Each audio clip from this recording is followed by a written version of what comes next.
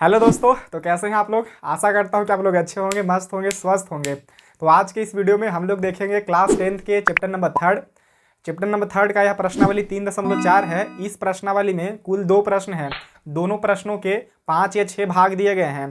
तो इन सारे प्रश्नों को हम लोग इसी वीडियो में कंप्लीट करेंगे, ठीक है। तो आप लोगों से अनुरोध है कि वीडियो को पूरा लास्ट तक देखिए ताकि सारे क्वेश्चन बढ़िया से समझ पाएँ, ठीक है। तो आइए देखते हैं पहला प्रश्न क्या बोल रहा है। जो बोल रहा होगा वही करेंगे, है कि नहीं, क्योंकि इनके खिलाफ तो हम जा ही नहीं सकते हैं। अगर खिलाफ जाएंगे तो ये फिर नाराज हो जाएंगे, और आप लोग जानते ही हैं कि ये नाराज हो गए हैं तो फिर बड़ा दिक्कत वाला बात हो जाएगा हम लोगों के लिए, है कि नहीं। इसलिए इनको से बड़ा प्यार से डील करना है गाइस। देखिए पहला प्रश्न बोल रहा है कि निम्न समीकरणों के युग्म को, निम्न कहने का मतलब ना कि नीचे, जो नीचे समीकरण दिए गए हैं ना उनके बारे में बात चल रहा है। अच्छा सर जी, निम्न समीकरणों के युग्म को विलोपन विधि तथा प्रतिस्थापन विधि से हल कीजिए। कौन सी विधि अधिक उपयुक्त है। हमें बोल रहा है दोस्तों कि जो नीचे समीकरण के युग्म दिए गए हैं ना उसको विलोपन विधि और प्रतिस्थापन विधि से हल कीजिए, और हल करने के बाद ये बताइए कि कौन सी अधिक उपयुक्त विधि है। मतलब कौन सी विधि, जैसे विलोपन विधि या प्रतिस्थापन विधि, दोनों में से कौन सी विधि अधिक उपयुक्त है। अधिक उपयुक्त कहने का मतलब कि कौन सी विधि अधिक सही है आपके लिए, ठीक है। मतलब कौन सी विधि सबसे ज़्यादा आपको पसंद है, कौन सी विधि सबसे ज़्यादा आपको अच्छा लगता है, वो हमें सुझाव देना है, ठीक है। तो हमें तो दोनों अच्छा लगता है, आप लोग कमेंट करके बताइएगा कि आपको कौन सा अच्छा लगा, ठीक है। चलिए तो आइए, सबसे पहला जो हमारा समीकरण युग्म है वो है x प्लस के वाई बराबर 5 और 2x माइनस के 3y बराबर का 4, मतलब 2x माइनस के 3y बराबर का 4, ठीक है। चलिए तो सबसे पहले हम लोग कौन सी विधि से हल करेंगे, विलोपन विधि। तो यहाँ पे लिख देते हैं पहले पहला प्रश्न, कौन सी विधि से हल कर रहे हैं इसको, विलोपन विधि से। विलोपन विधि क्या होता है सर, अभी हम बताएंगे सर, ठीक है। विलोपन विधि, विलोपन विधि, पहले समीकरण लिख दीजिए क्या है ये, x प्लस का y is equal to 4। Next क्या है, 2x माइनस का 3y is equal to 4। Guys यहाँ पे 5 है और हमने 4 लिख दिया। पता नहीं ऐसा क्यों होता है मेरे साथ, कोई बीमारी हो गया है जी, ठीक है। ऐसा लिखने का, बोलूँगा कुछ और लिख दूंगा कुछ। कभी कभी तो सही बोलता हूँ, मतलब जो बोलूँगा वही लिखूंगा, लेकिन अधिकतर टाइम बोलूँगा सही, मतलब अधिकतर टाइम बोलूँगा सही और लिख दूंगा गलत, ठीक है। खैर कोई दिक्कत वाली बात नहीं है, मतलब दिक्कत वाली बात तो है, लेकिन आप लोग मैनेज कर लीजिएगा, देख लीजिएगा कि कहाँ पे क्या सर बोल रहे हैं और क्या लिख रहे हैं, ठीक है। ऐसे मैं ध्यान दूंगा इस पर ताकि कोई आपको दिक्कत तकलीफ ना हो। चलिए यहाँ तक तो हो गया। आप विलोपन विधि को समझते हैं बढ़िया से। देखिए विलोपन विधि का मतलब होता है ना गाइज कि जो 2 समीकरण दिया गया है आपको, उसमें से x वाला पद, मतलब x वाला पद या y वाला पद, किसी एक को विलुप्त कर दो। विलुप्त कहने का मतलब उपाह दो, ठीक है, उसे काट दो, ये होता है विलुप्त करने का मतलब, ठीक है। तो आप चाहें तो x वाला पद को हटा सकते हैं, मतलब विलुप्त कर सकते हैं, या तो y वाला पद को विलुप्त कर सकते हैं, मतलब हटा सकते हैं। चलिए आपको जो अच्छा लगता है वो हटा दीजिएगा। हम यहाँ पे क्या हटाएंगे, y वाला पद। सर y वाला पद क्यों हटाइएगा आप, y वाला पद इसलिए क्योंकि हमें y वाला पद से ज़्यादा लगाव है, ठीक है। ऐसा कोई बात नहीं है, मतलब y वाला पद इसलिए हटा रहे हैं ताकि देखिए ये प्लस का y है और ये माइनस का y है कि नहीं। यदि हम इनका गुणांक अगर एक जैसा कर दें, मतलब यहाँ पे भी 3y हो जाए, यहाँ पे भी 3y, तो ये प्लस के 3y और माइनस के 3y तो क्या हो जाएंगे, कट जाएंगे। लेकिन यहाँ पे अगर हम गुणांक सेम करेंगे तो दो, मतलब गुणांक सेम होगा, फिर उसके बाद हमें चिन्ह परिवर्तन करना पड़ेगा काटने के लिए, यानी विलुप्त करने के लिए। क्यों, क्योंकि यहाँ पे प्लस का 2x है और यहाँ पे मान लो हम गुणांक सेम कर दिए तो यहाँ प्लस का 2 हो जाएगा, तब प्लस प्लस जुड़ जाएगा मतलब 4x हो जाएगा, है कि नहीं। तो ये विलुप्त तो थोड़ी होगा, काटेंगे थोड़ी हो इसको तो जोड़ेंगे, प्लस के 2 और प्लस के 2 तो प्लस के 4 हो जाएगा। इसीलिए हम लोग इसको ज़्यादा, मतलब उचित इसीलिए हम लोग इसको हटाना ज़्यादा उचित समझते हैं। क्यों, क्योंकि इसमें केवल हमें एक ही काम करना पड़ेगा, केवल गुणांक समान कर दो। इसमें 3 है तो इसमें भी 3 कर दो। अभी गुणांक समान कैसे करेंगे वो भी बताएंगे हम आपको। चलिए तो आइए देखिए, हमें गुणांक समान करना है। मान लो हम y वाला पद हटा रहे हैं, आप चाहें तो x वाला पद हटा दो, कोई दिक्कत वाली बात नहीं है, ठीक है। 2 काम करना पड़ेगा तो उससे क्या दिक्कत है, आप लोग ऐसे भी हार्ड वर्कर हैं, है कि नहीं। खैर देखिए, तो हम मान लो y वाला पद हटाना चाहते हैं तो इसका गुणांक क्या है, 3, तो ऊपर में 3 से गुना कर दीजिए। इसका गुणांक दोस्तों यहाँ पे कुछ नहीं है, तो क्या है 1, तो 1 से नीचे में गुना कर दीजिए। ठीक है, तो करिए 3 में 1 से गुना होगा तो 3x, बहुत बढ़िया, प्लस है तो प्लस, 1 में 3 से गुना होगा तो 3, और y है तो y, बहुत सुंदर, 5 तिहाई 15। अच्छा, 1 में 2 से गुना करेंगे तो 2x, माइनस है तो माइनस, 3 में 1 से गुना करेंगे तो 3y। देखिए गुणांक समान हो गया कि नहीं हो गया? हाँ सर, बराबर। 4 में 1 से गुना करेंगे तो 4, बहुत बढ़िया। अब क्या करेंगे, देखिए अगर इस वाले को हम गुणांक समान करते दो दो तो हमको यहाँ पे प्लस था तो यहाँ पे माइनस करना पड़ता, मतलब चिन्ह परिवर्तन करना पड़ता, लेकिन इसमें एक प्लस में 3y है और एक माइनस में 3y है, तो ऐसे ही खत्म हो जाएगा, ऐसे ही विलुप्त हो जाएगा, चिन्ह परिवर्तन करने का कोई ज़रूरत ही नहीं है। चलिए, तो देखिए प्लस में 3y माइनस में 3y, तो क्या हो जाएगा? खत्म, बहुत बढ़िया। आप करिए, देखिए प्लस के 3x प्लस के 2y, सर प्लस कहाँ है? प्लस यहाँ पे कुछ नहीं तो छिपा हुआ है ना, प्लस है, तो 3 और 2 5, तो यहाँ पे लिख देंगे 5x, बराबर है तो बराबर। देखिए 15 और 4 कितना होता है? 19, तो यहाँ पे लिख देंगे 19, तो x बराबर 19 बटे का 5, और ये आ गया हमारा चर x का मान। ठीक है, चलिए अब क्या करिएगा सर, अब y के मान ज्ञात करेंगे, क्योंकि हमें हल ज्ञात करना है, और हल ज्ञात करने का मतलब इसमें दो चर हैं x और y, तो x और y के मान ज्ञात करना है कि नहीं? हल ज्ञात करने का मतलब x और y के मान ज्ञात करना, बस। अच्छा सर, चलिए तो अब ये जो x का मान आया है इसको समीकरण 1 में रख दीजिए, 2 में रख दीजिए, 3 में रख दीजिए, 4 में रख दीजिए, मतलब इसमें रख दो, इसमें रख दो, इसमें रख दो, इसमें रख दो, किसी में रख दो, जिसमें आपका मन है उसमें रख दो। हम रख देते हैं फर्स्ट में, ठीक है, पहला समीकरण ये है और इसको मान लेते हैं हम दूसरा समीकरण। आप चाहें तो इसको तीसरा और चौथा मान लीजिए, और आप चाहें तो चौथा में रख दीजिए, तीसरा में रख दीजिए, हम रखते हैं पहला में। चलिए तो आइए यहाँ पे लिख देते हैं कि समीकरण फर्स्ट में x का मान रखने पर, तो लिख देते हैं यहाँ पे समीकरण फर्स्ट में x का मान रखने पर अब समीकरण फर्स्ट क्या है? यही है, देखिए x प्लस का y इज इक्वल टू कितना है? 5, तो 5 लिखेंगे। ठीक है, 3 नहीं लिखना है, आप 3 से मल्टीप्लाई कीजिएगा तो 15 हो जाएगा, तो फिर यहाँ वाला ले लीजिए समीकरण तीसरा, कोई दिक्कत नहीं है। ठीक है, चलिए अब क्या करेंगे, जहाँ पे x है वहाँ पे x का मान रख दीजिए 19 बटे का 5, तो यहाँ पे लिख देंगे 19 बटे का 5, प्लस है तो प्लस, y है तो y इज इक्वल टू 5, बहुत बढ़िया, y is equal to, y है तो y लिखे, ये बराबर है तो बराबर दिए, 5 है तो 5 लिखे, ये प्लस में 19 बटे का 5 है, ये पटी जाएगा तो माइनस के 19 बटे का 5 हो जाएगा कि नहीं हो जाएगा? हाँ सर हो जाएगा। तो y बराबर 5 के नीचे कुछ नहीं तो क्या है? 1, तो 1 और 5 का एलसीएम कितना होता है? 5 ही। एलसीएम मतलब लीस्ट कॉमन मल्टीपल जी, लघुत्तम जी इसको बोलते हैं आप लोग। हाँ, 5 एकम 5, मतलब एक का पढ़ो के बार में 5 आएगा 5 बार में, और 5 में 5 से गुना करेंगे तो 25, मतलब 25, माइनस है तो माइनस, 5 1 जा 5 एक बार में, मतलब 5 एकम 5 एक बार में, और 1 में 19 से गुना करेंगे तो 19 ही आएगा, तो y इज इक्वल टू 25 में से 19 जाएगा तो हमको लगता है कि 6 बचेगा, तो 6 लिख देंगे, बटा में 5 है तो 5 लिख दिए, और यही आ गया हमारा y का मान। मतलब हम हल ज्ञात कर लिए इस वाले समीकरण का, पहला समीकरण का, मतलब x और y के मान ज्ञात कर लिए। ठीक है सर, अब क्या करेंगे सर, अभी तो हमने विलोपन विधि से निकाला है, अभी दूसरा और एक विधि और है, उसका नाम क्या है? प्रतिस्थापन विधि। तो आइए प्रतिस्थापन विधि से हम इसी समीकरण का हल ज्ञात करते हैं, अर्थात x और y के मान ज्ञात करते हैं। और एक बात ध्यान रखना, अगर यहाँ पे x बराबर 19 बटे का 5 आया है और y बराबर 6 बटे का 5 है, तो जो आप प्रतिस्थापन विधि से हल कीजिएगा उसमें भी x बराबर 19 बटे का 5 और y बराबर 6 बटे का 5 ही आना चाहिए। अगर ऐसा नहीं होता है तो आप समझिएगा कि चाहे तो हम विलोपन विधि गलती बना दिए हैं, या तो प्रतिस्थापन विधि गलती बना दिए हैं, और नहीं तो समझिए कि दोनों विधि गलती बना दिए हैं। ठीक है, क्यों सर? क्योंकि देखिए क्वेश्चन तो सेम ही है, यही समीकरण है, लेकिन हम खाली मेथड चेंज कर रहे हैं, मतलब एक है विलोपन और एक है प्रतिस्थापन, आंसर तो सेम ही आना चाहिए ना, क्वेश्चन सेम है तो आंसर भी सेम ही आना चाहिए, हम तो तरीका बदल रहे हैं बस। अच्छा सर समझ गए, आगे बढ़िए। ठीक है, बढ़ते हैं।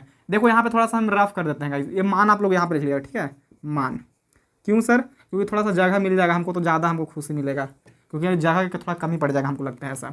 दूसरा प्रतिस्थापन विधि, तो यहाँ पे लिख देंगे प्रतिस्थापन विधि।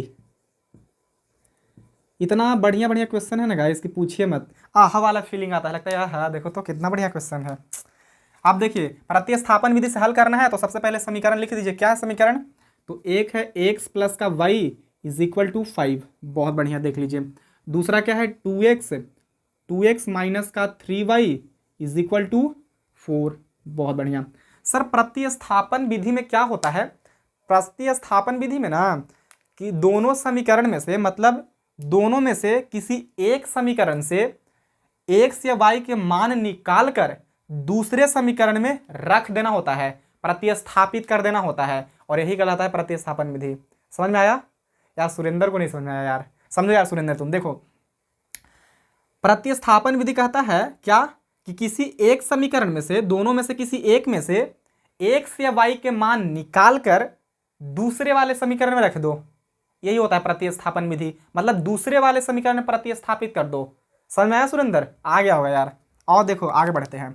तो चलो मान लो तुम पहला समीकरण से एक्स या वाई के मान निकाल लो, ये दूसरा समीकरण से एक्स या वाई के मान निकाल लो, जो आपको अच्छा लगता है उससे निकाल लो। हमको अच्छा ये वाला लग रहा है, ठीक है, दूसरा समीकरण। अच्छा इसको मान लीजिए समीकरण फर्स्ट और यह समीकरण सेकंड। तो हम लिखेंगे कि समीकरण सेकंड से, आपको भी ऐसे ही लिखना पड़ेगा। मान लिया जाए आप फर्स्ट से निकालते हैं एक्स से वाई के मान, तो आपको लिखना पड़ेगा समीकरण फर्स्ट से। हम लिखते हैं समीकरण सेकंड से क्योंकि हमको सेकंड अच्छा लग रहा है, सेकंड से। अब ये मत बोलिएगा कि सर पता नहीं कहानी हल्का होगा सेकंड वाला इसलिए निकाल रहे हैं, उस वाले से निकालिए ना, वो तो और ही सही है कि नहीं? मतलब सही नहीं है, मतलब दोनों बराबर ही है, क्या आप किसी से निकाल लो, है कि नहीं? चलिए समीकरण सेकंड क्या बोलता है? कुछ बोलता नहीं है सर, बस लिखा हुआ है कि 2x माइनस के 3y इज इक्वल टू 4। अच्छा जी, हम निकालना चाहते हैं x के मान। सर x ही के मान क्यों निकालना चाहते हैं? y के निकाल लीजिए ना, y को भी निकाल लेंगे, उसमें क्या ही दिक्कत है? x के निकाल लो या y के निकाल लो। y वाला यहाँ पे माइनस में है इसलिए हम सोच रहे हैं ये तो प्लस में चल जाएगा, तो प्लस प्लस चीज़ें मिल जाएगा, मतलब मीठा मीठा मिल जाएगा, कुछ तीता नहीं रहेगा, तो अच्छा रहेगा। तो इसलिए लिख देते हैं कि 2x इज इक्वल टू 4 है तो 4, ये माइनस के 3y है तो इधर जाएगा तो क्या हो जाएगा प्लस के 3y। आई होप गाइस कि आपको समझ में आ रहा होगा। एक्स है तो एक्स लिखिए। सर एक्स का है 2x है, अच्छा 2x अभी रहने दो, एक्स खाली लिखे है, ठीक है। 4 प्लस 3y है तो 3y लिखेंगे। ये दो यहाँ पे कुछ नहीं तो क्या रहता है, गुणा में रहता है, तो ये पट्टी कहाँ जाएगा भाग में, तो लिख देंगे बट्टा में 2, ठीक है। 2 यहाँ चल गया नीचे, इसको समीकरण मान लेंगे 3। सर अगर हम समीकरण 3 नहीं मानेंगे तो कोई दिक्कत है? हम कैसे जानेंगे कि मानना ही पड़ेगा समीकरण 3?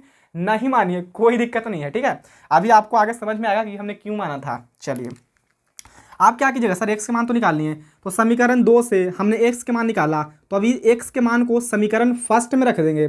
सर सेकंड में नहीं रह सकते हैं? नहीं, आप सेकंड से ही निकाले हैं ना एक्स के मान, तो सेकंड में ही रखिएगा ना। समीकरण सेकंड से एक्स के मान निकाले हैं तो समीकरण फर्स्ट में रखना पड़ेगा, ये चीज़ें आपको याद रखना पड़ेगा, ठीक है। चलिए तो लिखेंगे कि एक्स का मान समीकरण फर्स्ट में रखने पर, लिख लीजिए यहाँ पे कि एक्स का मान समीकरण, एक्स का मान समीकरण फर्स्ट में रखने पर, चलो मैं इधर ही लिख देते हैं क्योंकि थोड़ा जगह बच जाएगा में।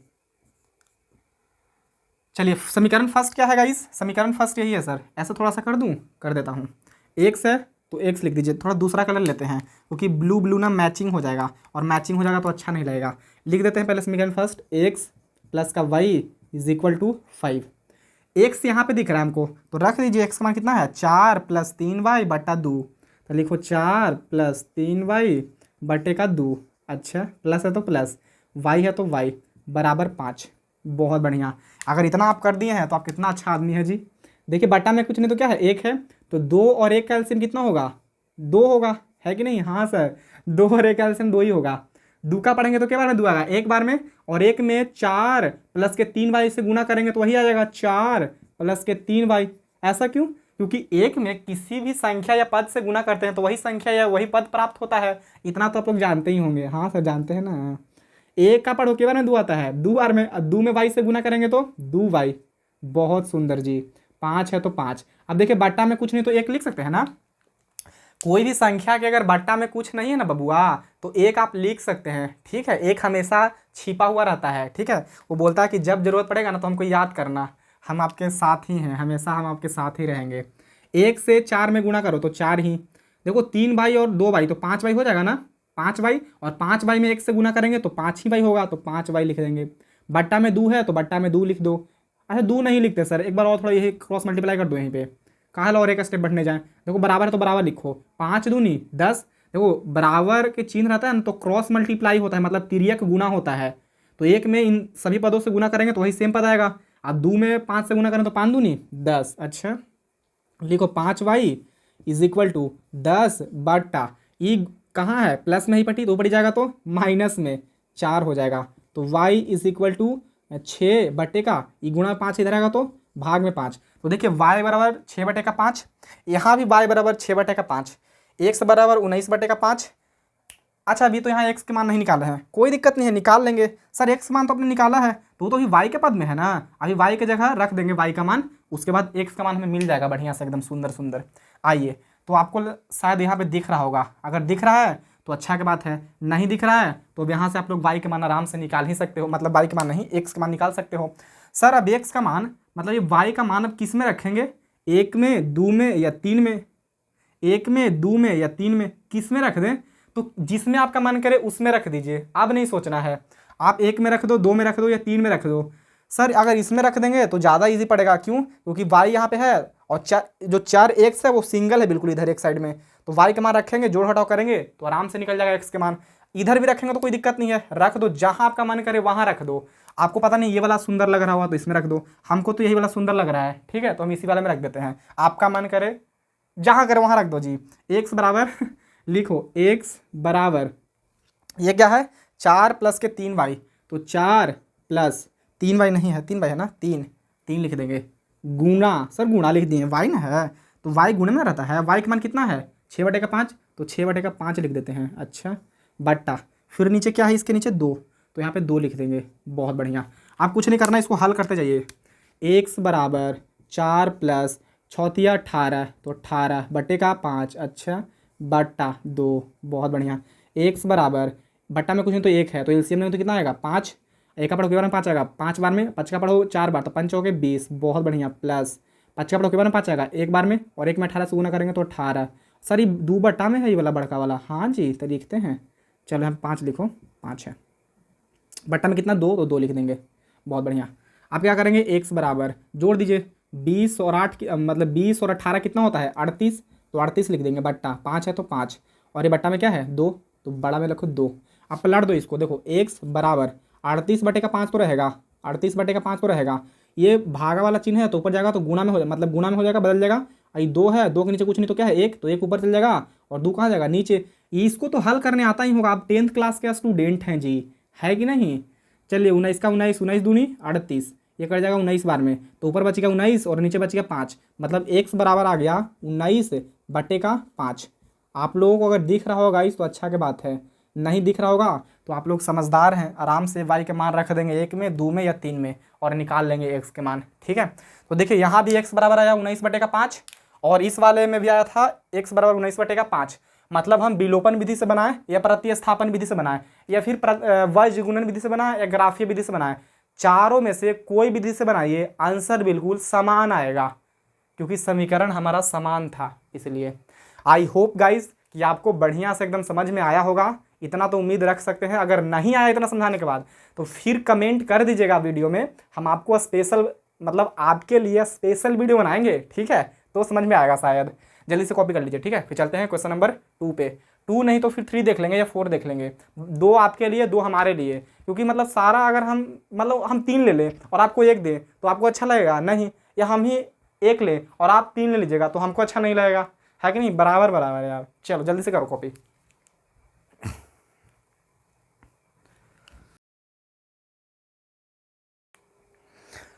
तो आइए दोस्तों अब देखते हैं हम लोग क्वेश्चन नंबर 2 बना दे या 3 बना दे या 4 बना दे, आप ही लोग बता दीजिए। अच्छा आप लोग तो बता नहीं सकते हैं क्योंकि लाइव नहीं चल रहा है यार, चलो कोई बात नहीं, कभी फ्यूचर में यानी भविष्य में हम भी लाइव चलाएं शायद, तो आप लोग हमें बता सके कि नहीं सर इस वाले ये नहीं, ये बता दीजिए। कोई बात नहीं, हम अपने हिसाब से समझ बूझ के जो हमको लगता है कि नहीं ये वाला बता देना चाहिए, ताकि बच्चों को कोई दिक्कत तकलीफ़ ना हो, ठीक है। तो आइए 2 आपसे बन जाएगा, 2 आप HW कर लीजिए, ठीक है। मुझे उम्मीद नहीं, पूरा उम्मीद है गाइस कि अब 2 आप बना लीजिएगा। फिर 3, सर 3 बता दूं, 3 बता देता हूँ, 4 में थोड़ा सा सिंप्लीफाई कर देंगे बाद में, ठीक है, तो फिर ये भी बन जाएगा आपसे। चलो 3 बता देता हूँ, नहीं तो कहिए तो 4 ही बता देता हूँ, नहीं 3 ही बता देता हूँ, ठीक है। इसको थोड़ा सा सिंप्लीफाई कर देंगे इस फॉर्मेट का, तो आपसे तो बन ही जाएगा, कोई दिक्कत नहीं। आइए 3 बना देते हैं। तो सबसे पहले कौन सा विधि है, विलोपन विधि। तो लिख देंगे यहाँ पे सबसे पहले विलोपन विधि। विलोपन विधि। अब आप लोग समझ ही गए होंगे कि विलोपन विधि होता क्या है कि नहीं। हाँ सर समझ गए। विलोपन विधि मतलब विलुप्त कर देना, मतलब किसी एक पद को हटा देना, एक्स को या वाई को। हाँ हाँ सही पकड़े हैं आप। आइए सबसे पहले विलोपन विधि बनाते हैं, विलोपन विधि से बनाते हैं, विलोपन विधि को नहीं। विलोपन विधि में क्या करते हैं, इस चार एक से वाई को हटा देते हैं, बस सिंपल।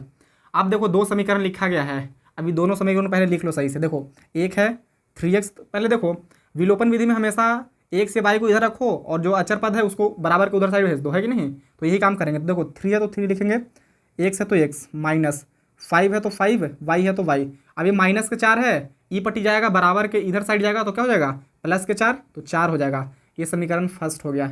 अच्छा जी, देखो 9x है तो 9x लिखिए।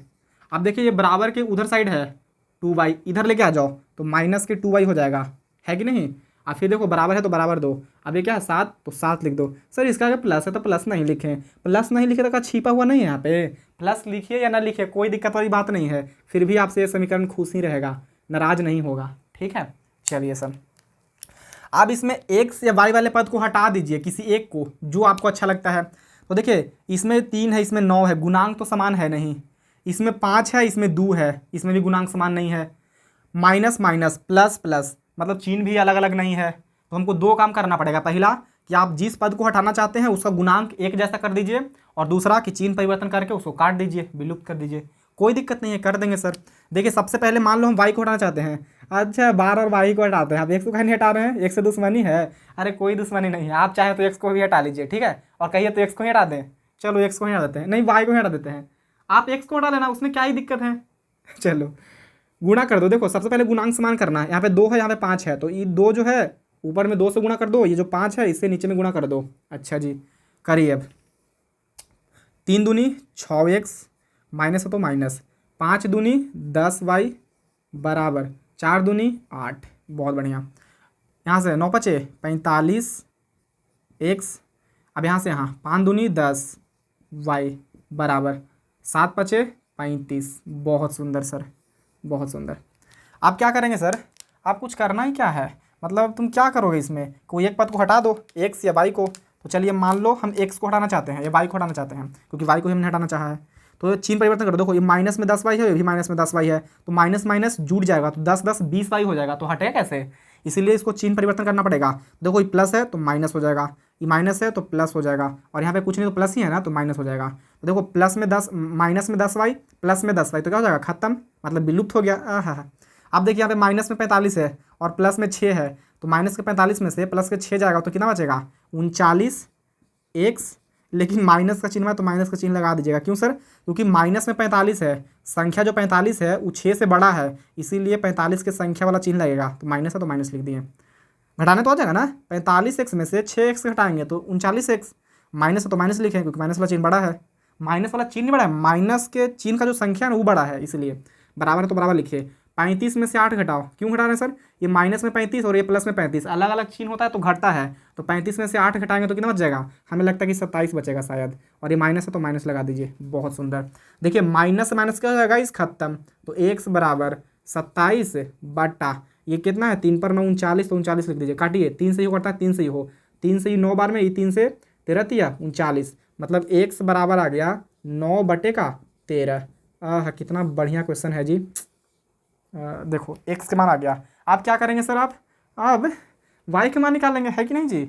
आप किसका मान निकालेंगे, y का, तो आइए y का मान निकालते हैं। अब y का मान निकालते हैं। अब चलिए तो y का मान निकालना है, तो समीकरण मतलब 1 में या 2 में या 3 या 4, इसको 3 या 4 मान लो, किसी में एक में रख दो, 1 में रखो, 2 में रखो, 3 में 4 में रखो, जो आपका मन करे उसमें रख दो। हम रखते हैं समीकरण 1 में, ये समीकरण 2 में रख दें, जिसमें रख दो यार, कोई दिक्कत वाली बात नहीं, टेंशन मत लेना, तुम रख के देखो, आंसर नहीं आएगा तो फिर हमको बताना, ठीक है। लिखो समीकरण फर्स्ट में, समीकरण फर्स्ट में x का मान रखने पर। समीकरण फर्स्ट क्या है? समीकरण फर्स्ट देखो 3x माइनस का 5y इज इक्वल टू 4। अच्छा जी, और क्या करना है सर? x मान रखना है तो रख दीजिए। x यहाँ पे क्या है? 9/13, तो रखिए 9/13। 3 है तो 3 लिखो। गुना, सर गुना क्यों?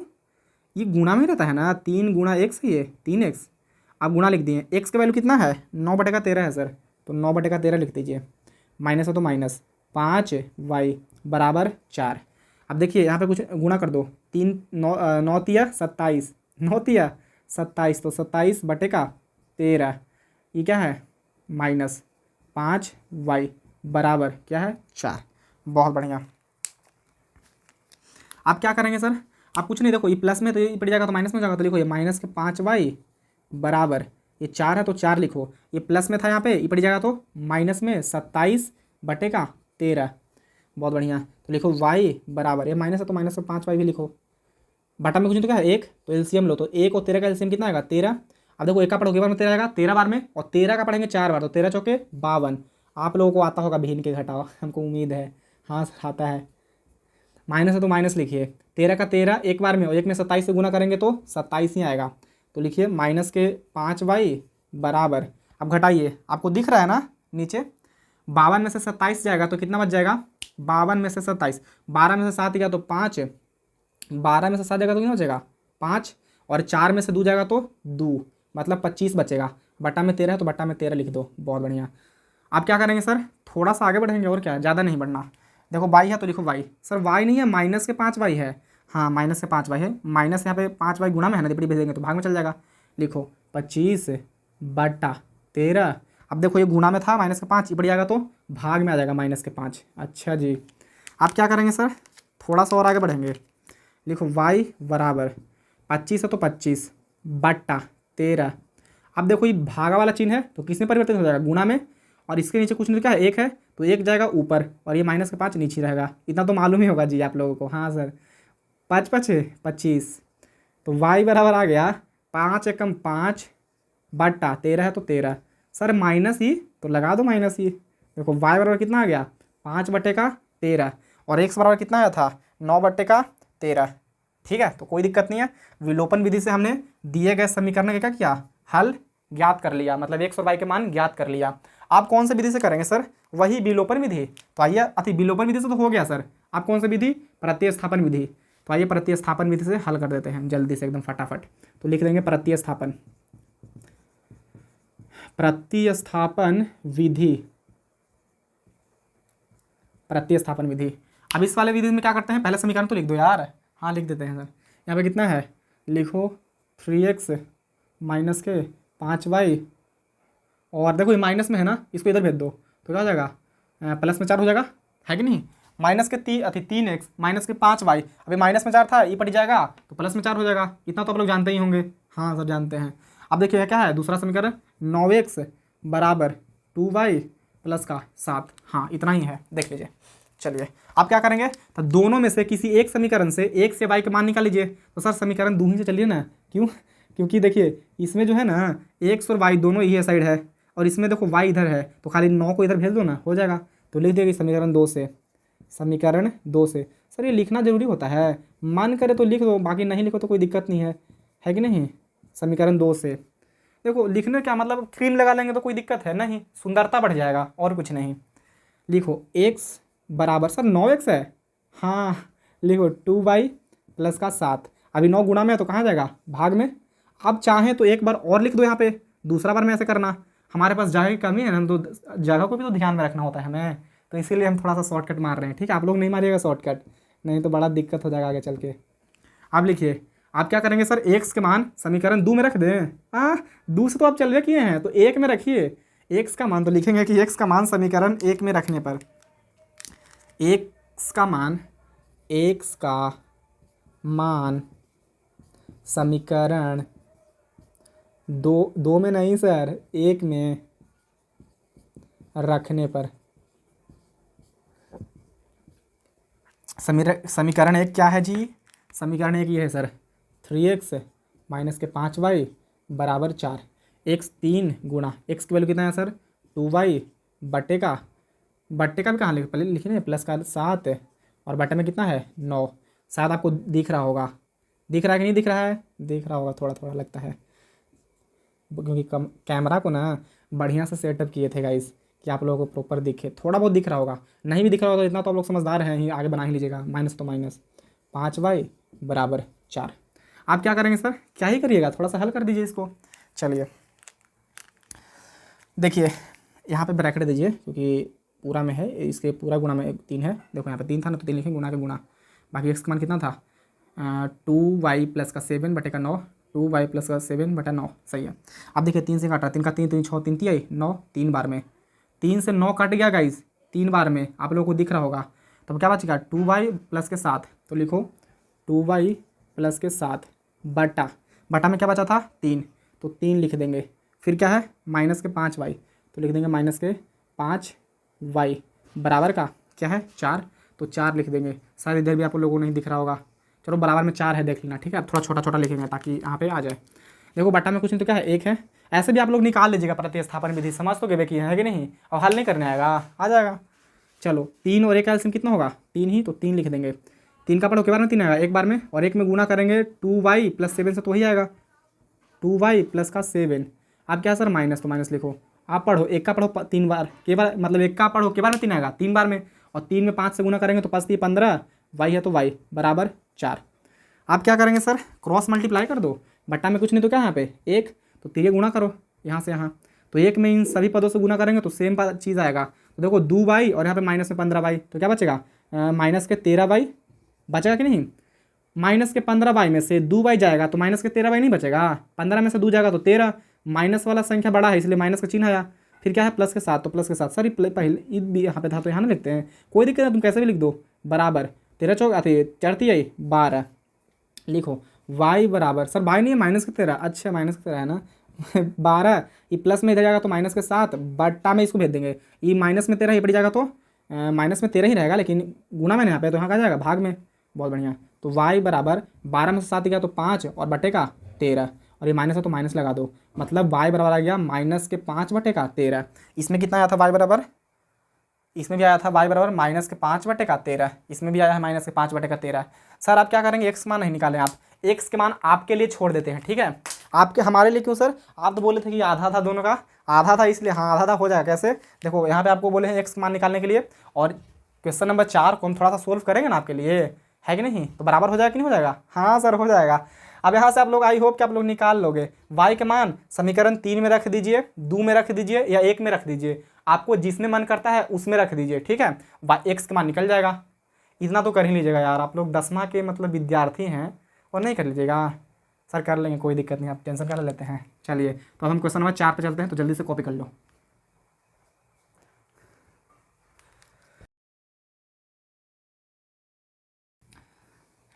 तो चलिए दोस्तों अब आते हैं क्वेश्चन नंबर 4 पे, मतलब पहिला के चौथा भाग पे। पहिला के चौथा भाग कहाँ है सर, ये देखिए यहाँ पे छिपा हुआ। चलिए यहाँ पे आ जाइए, अब इसको यहीं से हल करना स्टार्ट करते हैं कि नहीं।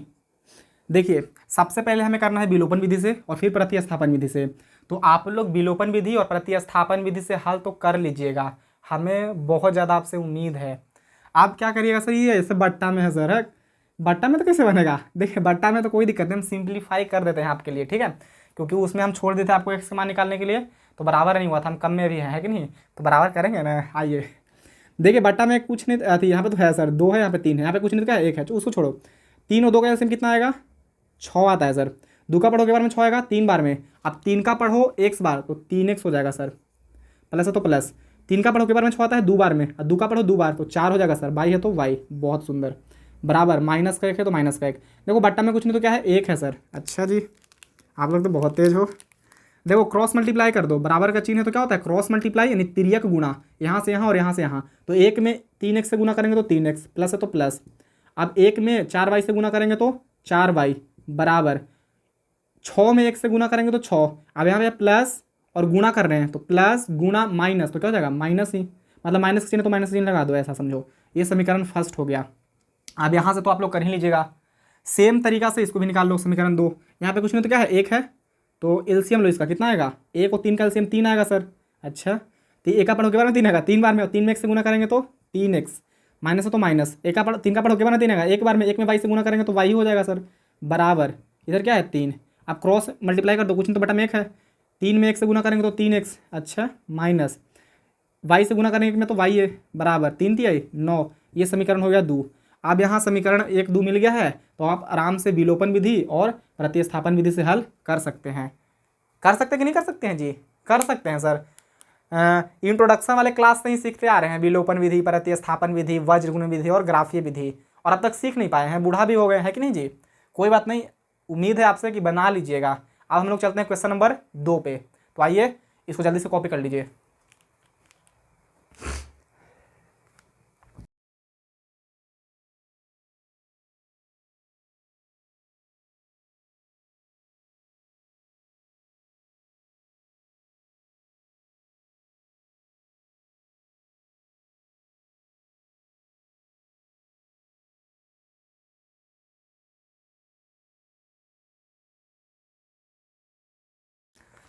तो दोस्तों क्वेश्चन नंबर 2 हमने बोर्ड पे लिख दिया है, तो आइए देखते हैं क्वेश्चन नंबर 2 क्या बोल रहा है।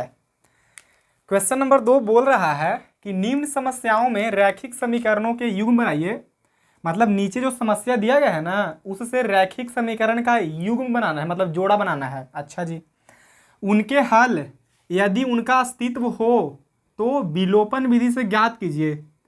सबसे पहले जो हमें समस्याएं दिया गया है नीचे, सर नीचे तो एक ही लिखा हुआ है, क्वेश्चन नंबर 2 में कुल 5 समस्या दिया गया है, मतलब क्वेश्चन नंबर 2 के कुल 5 भाग हैं, तो उन 5 भागों में हमें क्या करना है, तो रैखिक समीकरण के युग्म बनाना है और फिर क्या करना है, उसके हल ज्ञात करना है। हल भी कौन से विधि से? विलोपन विधि से।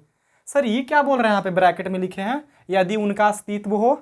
ये अस्तित्व हो कहने का मतलब कि देखो अस्तित्व कब होगा और कब नहीं होगा। तो आप जानते हैं कि 2 चर वाला रैखिक समीकरण युग्म को जब हल करते हैं तो हमें केवल एक हल प्राप्त हो सकता है, मतलब x या y के मान एगो प्राप्त हो सकता है, चाहे तो अनंत हल प्राप्त हो सकते हैं, और फिर तीसरा स्थिति होता है जिसमें कोई हल ही नहीं प्राप्त होगा, है कि नहीं? तो अगर हल प्राप्त हो रहा है तो उनका अस्तित्व है, और अगर हल प्राप्त नहीं हो रहा है तो उनका अस्तित्व नहीं है। समझ में आया? जैसे एक हल होता है तो उनका अस्तित्व है, अनंत हल होता है तो उनका अस्तित्व है, लेकिन कोई हल नहीं होता है। जब रेखाएं समांतर होती है तो कोई हल नहीं होता है, तो उनका अस्तित्व नहीं है। तो अगर अस्तित्व है तो उनका हल विलोपन विधि से ज्ञात करना है हम लोगों को। तो आइए देखते हैं क्वेश्चन नंबर 1 क्या कहता है।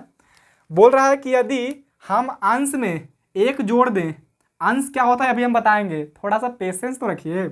बोल रहा है कि यदि हम अंश में 1 जोड़ दें तथा हर में से 1 घटा दें तो भिन्न 1 में बदल जाती है, मतलब जो पहले भिन्न होगा ना उसके अंश में हम 1 जोड़ दें और हर में से 1 घटा दें तो जो वह भिन्न है ना वो 1 में बदल जाता है, मतलब 1 हो जाता है। यदि हर में से 1 जोड़ दें, यदि हर में 1 जोड़ दें तो यह 1/2 हो जाती है। यह मतलब कौन? भिन्न। वह भिन्न क्या है? मतलब वह भिन्न क्या है जिसके अंश में हम 1 जोड़ते हैं और हर में से 1 घटाते हैं तो 1 में बदल जाता है, और यदि हम उसके हर में 1 जोड़ते हैं तो वह 1/2 में बदल जाता है। तो हमें वह भिन्न ज्ञात कीजिए, मतलब हमें वह भिन्न बता दीजिए कि वह भिन्न है क्या। ठीक है, सबसे पहले समझते हैं गाइस कि भिन्न होता क्या है। तो भिन्न को इंग्लिश बोलते हैं फ्रैक्शन। क्या बोलते हैं? फ्रैक्शन। भिन्न भी कई प्रकार के होते हैं, जैसे कि उचित भिन्न, अनुचित भिन्न। उचित भिन्न को बोलते हैं प्रॉपर फ्रैक्शन, अनुचित भिन्न को बोलते हैं इम्प्रॉपर फ्रैक्शन। तीसरा होता है मिश्रित भिन्न, मिश्रित भिन्न को इंग्लिश बोलते हैं मिक्स्ड फ्रैक्शन। और चौथा होता है हमारा इक्विवेलेंट फ्रैक्शन, मतलब तुल्य भिन्न। ठीक है, तो हमें उन सभी के बारे में नहीं जानना है, हमें बस ये जानना कि भिन्न होता क्या है। आप लोग जानते ही होंगे कि जिसे बट्टे के रूप में लिखा जा सके उसे भिन्न कहते हैं, मतलब जिसे अंश और हर के रूप में लिख सकते हैं, दर्शा सकते हैं, उसे क्या कहते हैं? भिन्न। जैसे कि 9/6, 3/4, ये सब क्या है? भिन्न है। अच्छा जी, आप क्या सर ऊपर देखिए, ऊपर वाले को बोलते हैं अंश, ऊपर देखिए ऊपर वाले को बोलते हैं अंश, नीचे देखिए नीचे वाले को बोलते हैं हर।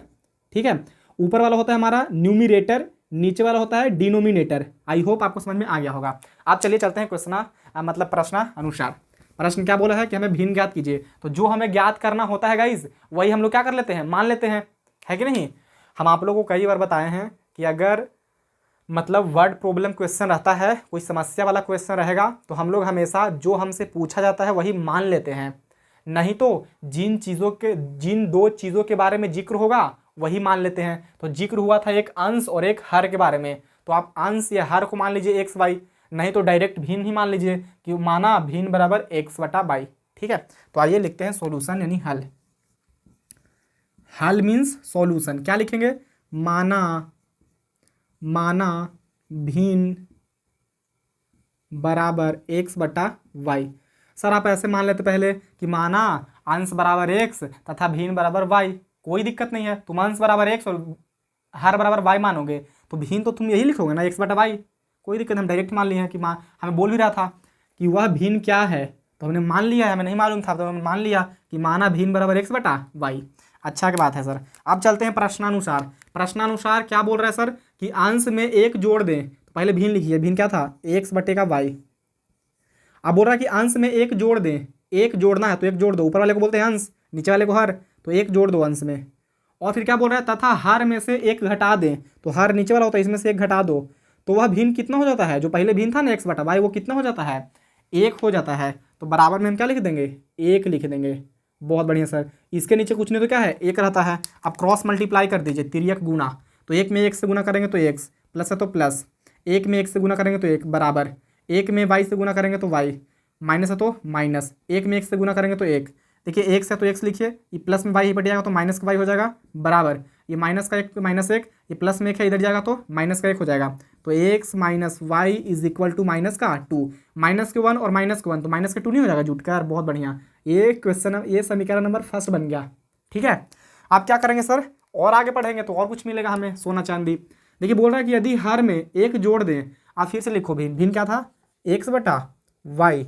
अब बोल रहा है कि हर में एक जोड़ने के लिए, तो हर होता है नीचे वाला, नीचे में एक जोड़ दो। अच्छा जी, बराबर, क्या हर में एक जोड़ दे तो यह एक बटा दो हो जाता है। यह मतलब कौन? भिन्न, वह एक बटा दो हो जाता है, तो एक बटा दो हो जाएगा, तो इसको बराबर में लिख देंगे एक बटा दो। इसमें नहीं बोला था कि अंश में भी कुछ जोड़िए घटाइए, बस केवल बोला था कि हर में एक जोड़ दें, तो जो भिन्न था उसके हर में हमने एक जोड़ दिया, तो कितना हो जाता है भिन्न? वो एक बटा दो हो जाता है। इसको थोड़ा सा हल कर लीजिए। हल करने का मतलब क्रॉस मल्टीप्लाई कीजिए, 2x हो जाएगा, बराबर है तो बराबर, यहाँ से गुणा करो तो y हो जाएगा, बराबर, एक में एक से गुणा करेंगे तो एक, बराबर लिख दिए, प्लस ना जी, ये प्लस है। हाँ सर आपने लिखे हैं। अच्छा, यहाँ पे 2x है तो 2x लिखिए, ये प्लस में y है, ये पड़ जाएगा तो माइनस के y हो जाएगा। आप बराबर तो बराबर लिखिए, क्या है? एक, तो एक लिख दो। सर प्लस के एक है तो प्लस के एक है, यहाँ पे कुछ नहीं तो एक ही ना है। ये समीकरण नंबर 2 हो गया। ठीक है, ये समीकरण नंबर 1 और ये समीकरण नंबर 2। आप क्या करेंगे? बस हल कर दीजिए। सर अस्तित्व है कि नहीं कैसे चेक करेंगे? आपको चेक करने का मन है तो चेक कर लीजिए, नहीं तो कोई दिक्कत नहीं। देख लीजिए, यहाँ पे एक है a1 और b1 क्या है, अति a2 क्या है 2, तो एक बटा दो हो जाएगा। यहाँ पे आप देख पा रहे होंगे कि a1 है अति b1 है माइनस का एक, और b2 भी क्या है माइनस का एक, तो माइनस एक से माइनस एक खत्म, तो एक बार में है कि नहीं। तो एक बटे का दो बराबर नहीं होता है एक के, इसीलिए इसका केवल एक हल होगा, और एक हल होगा तो इस वाले जो क्वेश्चन है उसका क्या जी? अस्तित्व है। तो अस्तित्व है तो विलोपन विधि से हल ज्ञात कीजिए। ठीक है, जितने भी क्वेश्चन है इसमें पांचों के पांचों सबका अस्तित्व है, कोई दिक्कत वाली बात नहीं है। तो आइए हल करते हैं। तो हल करना है कौन सी विधि से? विलोपन विधि से। तो पहले लिखो समीकरण क्या था पहला? एक्स माइनस के वाई बराबर कितना है? माइनस के दो, तो माइनस के दो। बहुत बढ़िया।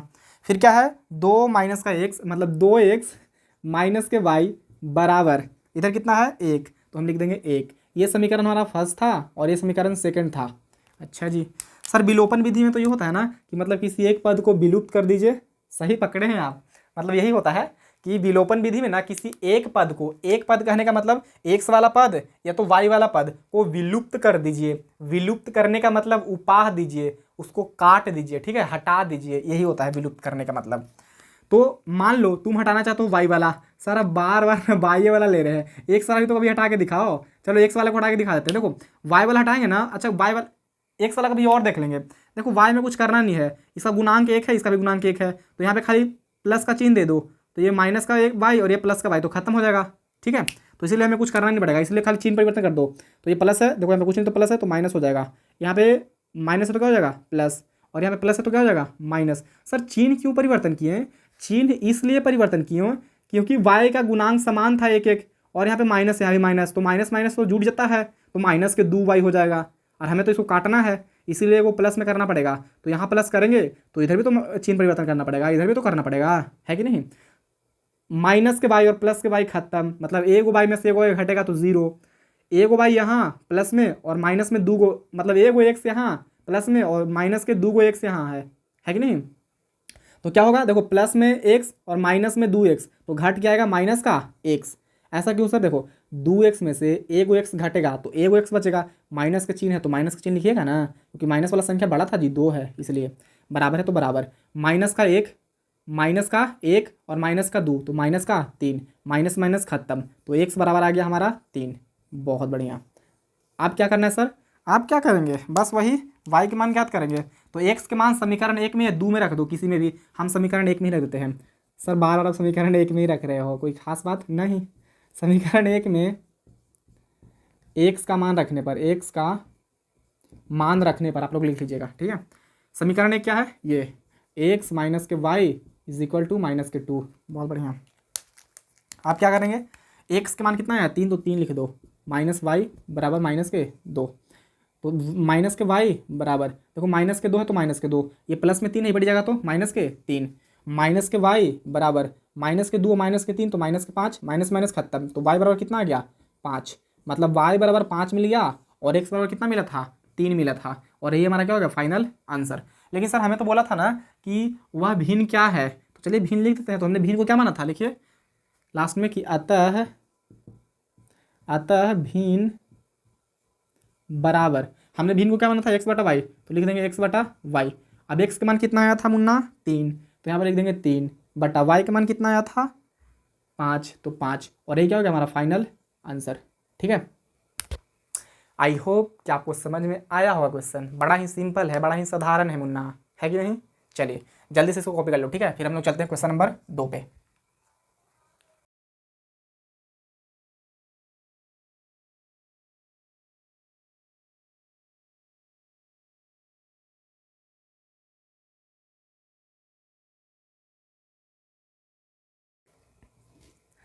तो दोस्तों क्वेश्चन नंबर 2 हमने बोर्ड पे लिख लिया है, तो आइए देखते हैं क्वेश्चन नंबर 2 क्या बोल रहा है।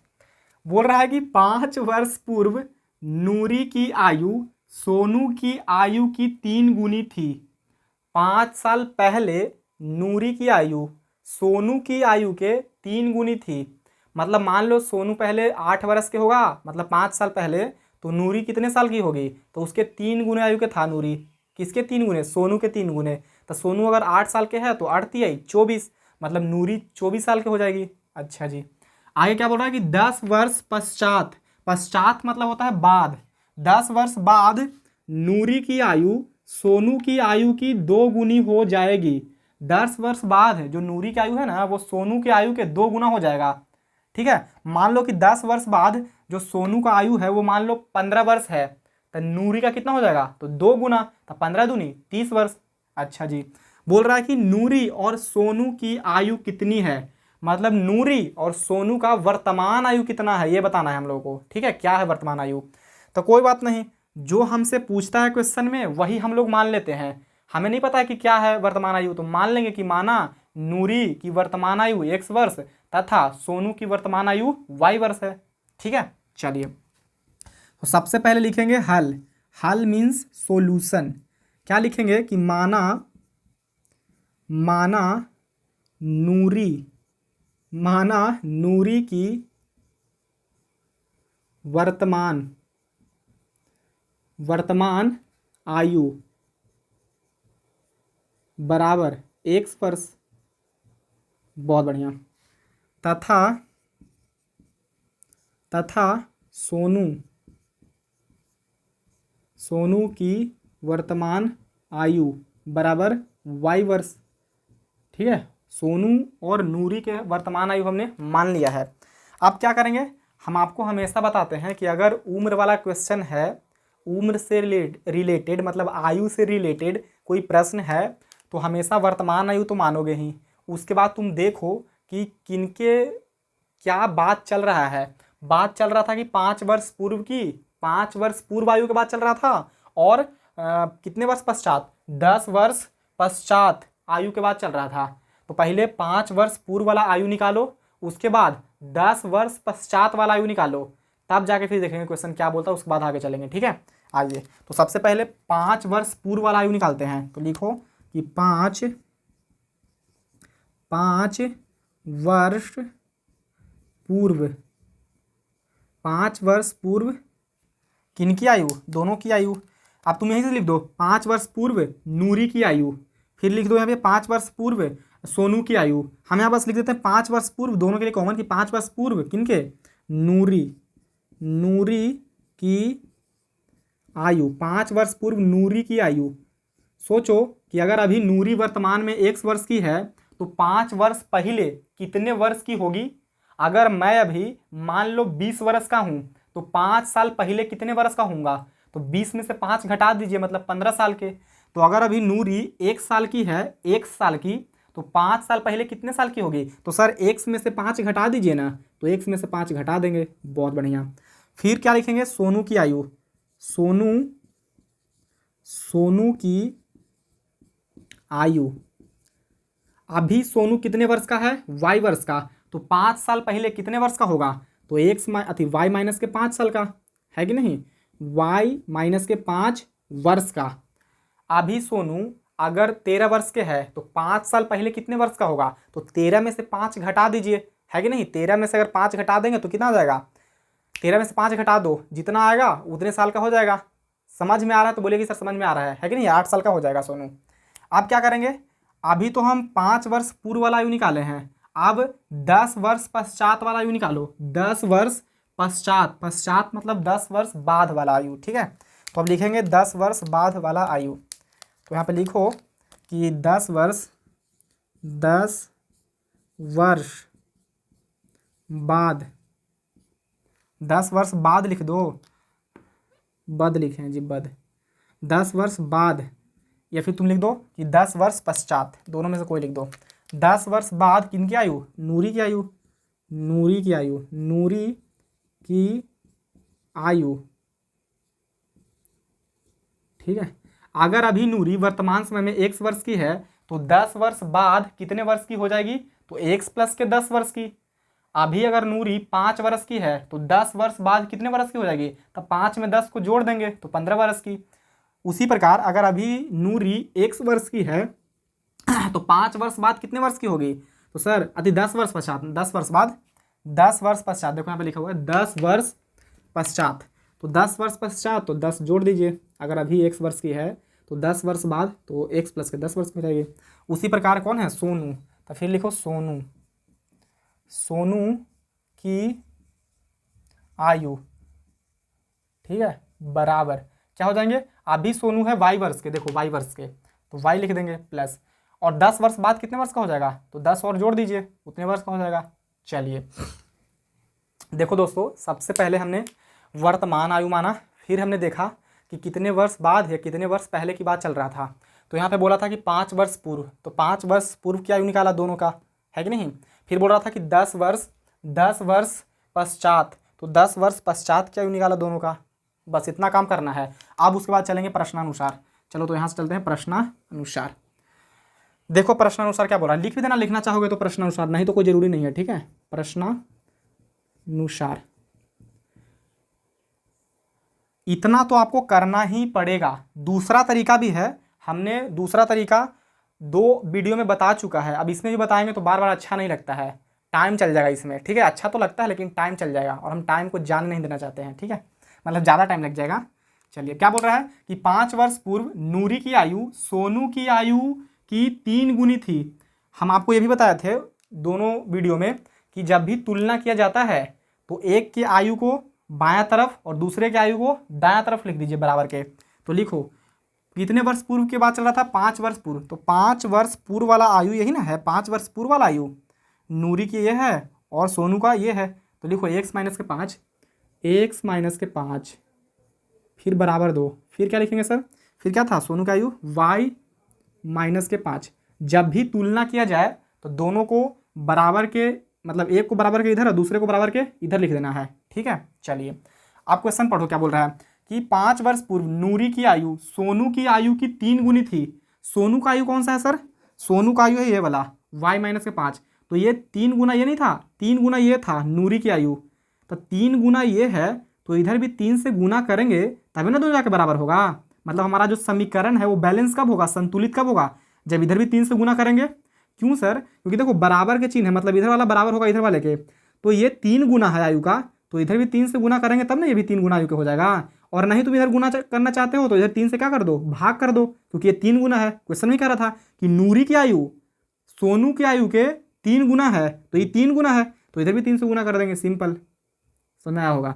हल करो, x माइनस के 5 बराबर 3 में y से गुना होगा तो 3y, माइनस है तो माइनस, 3 में 5 से गुना होगा तो 5 15, x ये प्लस का 3y इधर जाएगा तो माइनस का 3y बराबर माइनस के 15, ये माइनस के 5 है इधर जाएगा तो प्लस के 5 हो जाएगा। x माइनस के 3y बराबर माइनस के 15 में से प्लस के 5 जाएगा तो क्या बचेगा, माइनस के 10। ये बन गया समीकरण फर्स्ट। ठीक है, अब चलते हैं पुनः प्रश्नानुसार। तो यहाँ पे अगर तुम लिखना चाहो तो लिख सकते हो कि पुनः प्रश्नानुसार। ठीक है, पुनः प्रश्नानुसार क्या बोल रहा है? अब बोल रहा है फिर आगे कि नूरी, आगे बोल रहा है कि 10 वर्ष बाद नूरी की आयु सोनू की आयु की 2 गुनी हो जाएगी। जो नूरी की जो आयु है ना वो सोनू के आयु के 2 गुना हो जाएगा 10 वर्ष बाद। तो 10 वर्ष वाला आयु क्या है दोनों का, ये x प्लस के 10 और y प्लस के 10। तो नूरी की आयु पहले लिखो, तुम कोई जरूरी नहीं कि नूरी की आयु ही पहले लिखो, तो पहले इसका आयु लिख दो, किसके, सोनू का, कोई दिक्कत नहीं है। तो लिखेंगे x प्लस के 10 ब्रैकेट और बराबर के चिन्ह देंगे, फिर y प्लस के 10, y प्लस का 10। तुलना कर रहा है इसलिए हम दोनों को बराबर के, एक को उधर एक को इधर लिखे हैं। ठीक है, अब क्या करेंगे, क्वेश्चन पढ़ो फिर से। बोल रहा है कि 10 वर्ष बाद देखो बोला 10 वर्ष पश्चात नूरी की आयु, ये नूरी लिखा हुआ है, नूरी की आयु सोनू की आयु की 2 गुनी हो जाएगी। सोनू के आयु के 2 गुना हो जाएगा। सोनू की आयु कौन सा था, सोनू की आयु ये वाला है, मतलब ये सोनू का आयु है, और सोनू के आयु के 2 गुना हो जाएगा किसकी आयु, नूरी की आयु, मतलब ये 2 गुना है ना, तो 2 गुना ये है तो हमेशा 2 से गुना इधर ही करेंगे। देखो अगर तुम इधर सोनू वाला में 3 से गुना किए थे तो हमेशा याद रखना कि इधर भी सोनू वाला में ही करना पड़ेगा। क्वेश्चन ही ऐसा कह रहा है, देख के तुम पढ़ के देखो। बोल रहा है कि 10 वर्ष पश्चात नूरी की आयु सोनू की आयु के 2 गुना हो जाएगा, ये 2 गुना हो जाएगा, तो इधर भी 2 से गुना करना पड़ेगा, तब जाके हमारा समीकरण क्या होगा, संतुलित होगा। आई होप आपको समझ में आ रहा होगा। हल कीजिए इसको थोड़ा सा। x ये प्लस का 10 है और बराबर का 2 में y से गुना होगा तो 2y प्लस 10 दूनी 20। थोड़ा सा और सिंप्लीफाई कीजिए। x ये प्लस का 2y है, इधर आएगा तो माइनस का 2y इज इक्वल टू 20, और ये प्लस का 10 इधर जाएगा तो माइनस का 10। थोड़ा सा और सिंप्लीफाई कीजिए इसको। देखिए x माइनस का 2y बराबर कितना है, 20 में से 10 माइनस कीजिए, कितना बचेगा 10, और ये समीकरण 2 हो गया हमारा। समीकरण 1 यहाँ था, कहाँ पे, ये, और समीकरण 2 हमारा ये आ गया। आप क्या करेंगे सर, कुछ नहीं, हमें आयु ज्ञात करना है किनकी, नूरी और सोनू की वर्तमान आयु जो माने हैं x और y, तो x और y के मान निकाल लीजिए। मान कैसे ज्ञात करेंगे, विलोपन विधि से हल करना है हम लोगों को, याद है ना। देखो हमें बोला था कि रैखिक समीकरणों के युग्म बनाइए, हमने रैखिक समीकरण के युग्म बना दिया। युग्म मतलब जोड़ा, देखो एक यहाँ और एक यहाँ। आप बोल रहा है कि उनके हल विलोपन विधि से ज्ञात कीजिए, तो आइए विलोपन विधि से हल ज्ञात कर लेते हैं। पहला समीकरण दूसरा लिख दिया हमने, पहला इसके जस्ट नीचे लिख दो, क्या है ये, x माइनस क्या है 3y, तो 3y बराबर इधर क्या है माइनस का 10, तो माइनस का 10 लिख देंगे। ये समीकरण फर्स्ट है। कोई ज़रूरी नहीं है कि मतलब दोनों को मतलब पहले लिखें और दूसरा बाद में लिखें नीचे, नहीं, ऐसा कोई ज़रूरी नहीं है। ठीक है, आप ऊपर नीचे लिख सकते हो। चलिए तो हल कीजिए इसको। क्या करेंगे, विलोपन विधि से अगर हल करना है तो हम लोग को एक पद को विलुप्त कर देंगे, और आप लोग देख पा रहे होंगे कि यहाँ पे x का गुणांक 1 है और यहाँ पे भी x का गुणांक 1 है, मतलब गुणांक बराबर है, तो इसको विलुप्त करना, हटाना यानी काटना आसान होगा। क्या, कैसे, खाली चिन्ह परिवर्तन करके। देखो ये प्लस है तो माइनस हो जाएगा, ये माइनस है तो प्लस हो जाएगा, और ये माइनस है तो क्या हो जाएगा, प्लस हो जाएगा। ठीक है, माइनस ही था ना, हाँ माइनस ही है तो प्लस हो जाएगा, सही है। आप क्या करेंगे सर, बस देखो ये माइनस का x और ये प्लस का x और ये माइनस का x, तो क्या हो जाएगा, खत्म। ये देखो माइनस का 2y और ये प्लस का 3y, तो 3y में से 2y जाएगा तो क्या बचेगा, एगो y, और ये प्लस का संख्या बड़ा था इसलिए प्लस का चिन्ह आएगा, बराबर प्लस के 10 और प्लस के 10 तो क्या हो जाएगा 20, मतलब y बराबर आ गया हमारा 20। y बराबर कितना आ गया 20, बहुत बढ़िया। अब क्या करेंगे, y के मान समीकरण 1 में या 2 में रख दो, तो लिखेंगे कि y का मान समीकरण 2 में, एक में भी रख सकते हो या 2 में रख दो, जो में मन करे वो में रख दो। समीकरण 2 में रख दो, तो समीकरण 2 में रखने पर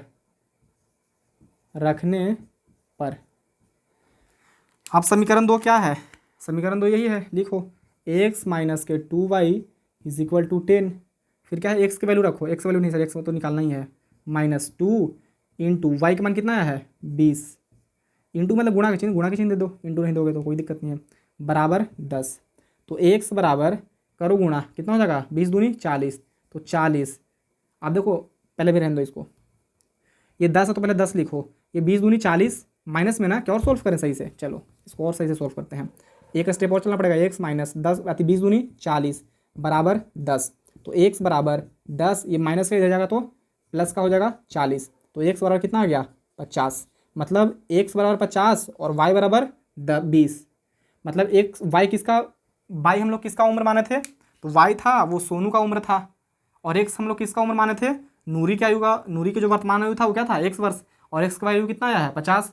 मतलब नूरी का जो वर्तमान आयु है वो 50 वर्ष है, और सोनू का जो वर्तमान आयु है वो कितना वर्ष है 20 वर्ष है।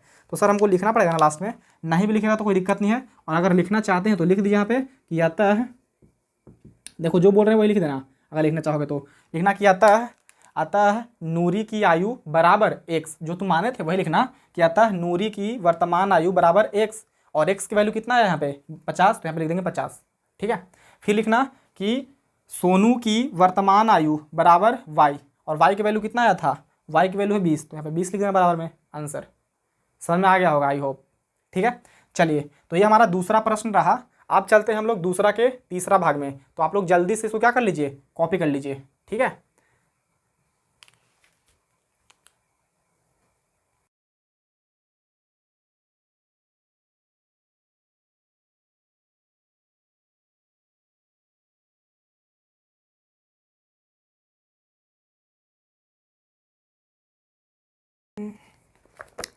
तो दोस्तों क्वेश्चन नंबर सेकंड का थर्ड पार्ट हमने लिख लिया है बोर्ड पे, तो आइए देखते हैं क्वेश्चन नंबर सेकंड क्या कह रहा है। बोल रहा है कि 2 अंकों की संख्या के अंकों का योग 9 है। 2 अंकों की एक संख्या है, 2 अंकों की संख्या तो आप लोग को मालूम ही होगा, 10 से लेके कहाँ तक 99 तक 2 अंकों की संख्या है। तो वही बोल रहा है कि 2 अंकों की संख्या का अंकों का योग 9 है। अच्छा जी, मतलब दोनों अंक को जोड़िएगा ना तो 9 आ जाएगा। जैसे कि देखो एक हम लिए 63, इन दोनों का जोड़ो योग करो कितना आएगा 6 3 9, आएगा कि नहीं आएगा। जैसे तुम और ले लो कोई, जैसे 39 लिए, 39 नहीं 36 ले लो तुम, देखो 36, तो देखो 6 प्लस का 3 तो कितना आएगा 9 आएगा। मतलब अंकों को जोड़ने पे 9 मिल रहा है कि नहीं मिल रहा है। तो वही बोल रहा है कि 2 अंकों की संख्या के अंकों का योग 9 है। फिर क्या बोला है आगे, इस संख्या का 9 गुना, इस संख्या का 9 गुना जो संख्या होगा ना 2 अंकों वाली, उसका बोल रहा है कि इस संख्या का 9 गुना संख्या के अंकों को पलटने से बनी संख्या का 2 गुना है। अभी हम बताएंगे क्या होता है पलटने से बनी संख्या। वह संख्या ज्ञात कीजिए, वह संख्या हमको ज्ञात करना है जो जिसके अंकों का योग 9 है, और यदि उस संख्या का 9 गुना करें हम तो उसके अंकों को जब पलटते हैं ना तब उसका कितना गुना हो जाता है 2 गुना हो जाता है, ठीक है। तो कोई दिक्कत नहीं है, हमें संख्या ज्ञात करना है, ठीक है, कि वह संख्या है क्या, कोई दिक्कत नहीं है, ज्ञात कर लेंगे। सबसे पहले देखो कि हम मानेंगे क्या। तो देखिए आप तो डायरेक्ट ये नहीं पूछ सोचिएगा कि सर बोला कि वह संख्या ज्ञात कीजिए, तो संख्या मान लीजिए माना संख्या बराबर x, तो क्या इसमें एक ही चर होगा, नहीं 2 चर होना चाहिए। रैखिक समीकरण युग्म बना रहे हैं हम लोग, 2 चर वाले रैखिक समीकरण युग्म, तो हमें 2 चर होना चाहिए, है कि नहीं, x या y या p q कुछ भी। तो हमें क्या मानना पड़ेगा, तो हम आप लोग जानते हैं कि 2 अंकों वाली संख्या 10 से लेकर 99 तक होता है। जैसे हम ले लिए मान लो 47, ठीक है। देखो ये 2 अंकों वाली संख्या है कि नहीं 47।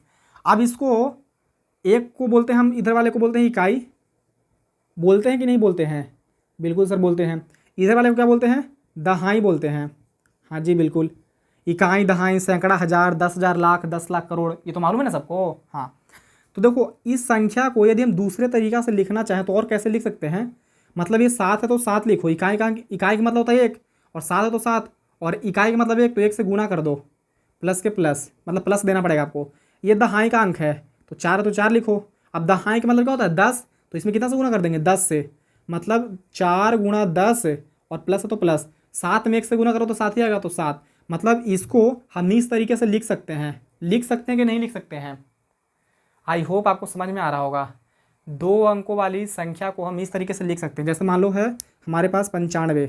अब इसको तुम और कैसे लिख सकते हो? तो देखो ये इकाई है और ये दहाई है, तो इकाई है 5 तो 5 लिखो, प्लस का चिन्ह दो। ये दहाई है तो दहाई है 9। अब दहाई है, दहाई का मतलब होता है 10, तो इसमें 10 से क्या कर दो? गुणा। तो सर ये इकाई था तो इसमें 1 से गुणा क्यों नहीं किए? तो 1 से करो या ना करो कोई दिक्कत नहीं है, फ़र्क ही नहीं पड़ता है, ठीक है, इसलिए छोड़ देते हैं। मतलब इस फॉर्मेट में हम लिख सकते हैं किसको? 95 को। देखो 90 में 9 में 10 से गुना करेंगे तो 90, और 90 में 5 जोड़ेंगे तो 95। आ रहा है कि नहीं आ रहा है? मतलब इस संख्या को हम ऐसे लिख सकते हैं। अच्छा जी, तो सर इसको बताने का पीछे का रीज़न क्या हुआ? तो रीज़न यही हुआ कि हमें सबसे पहले मानेंगे कि माना संख्या का इकाई अंक x है तथा संख्या का दहाई अंक y है, ठीक है। चलिए तो हम लोग यही मानने वाले हैं। तो यहाँ पे लिखेंगे हल। हल मीन्स सॉल्यूशन, ठीक है। टेंशन मत लीजिएगा, सारे क्वेश्चन सिंपल हैं, बड़ा आसान क्वेश्चन है। सबसे पहले लिखेंगे, मानेंगे कि माना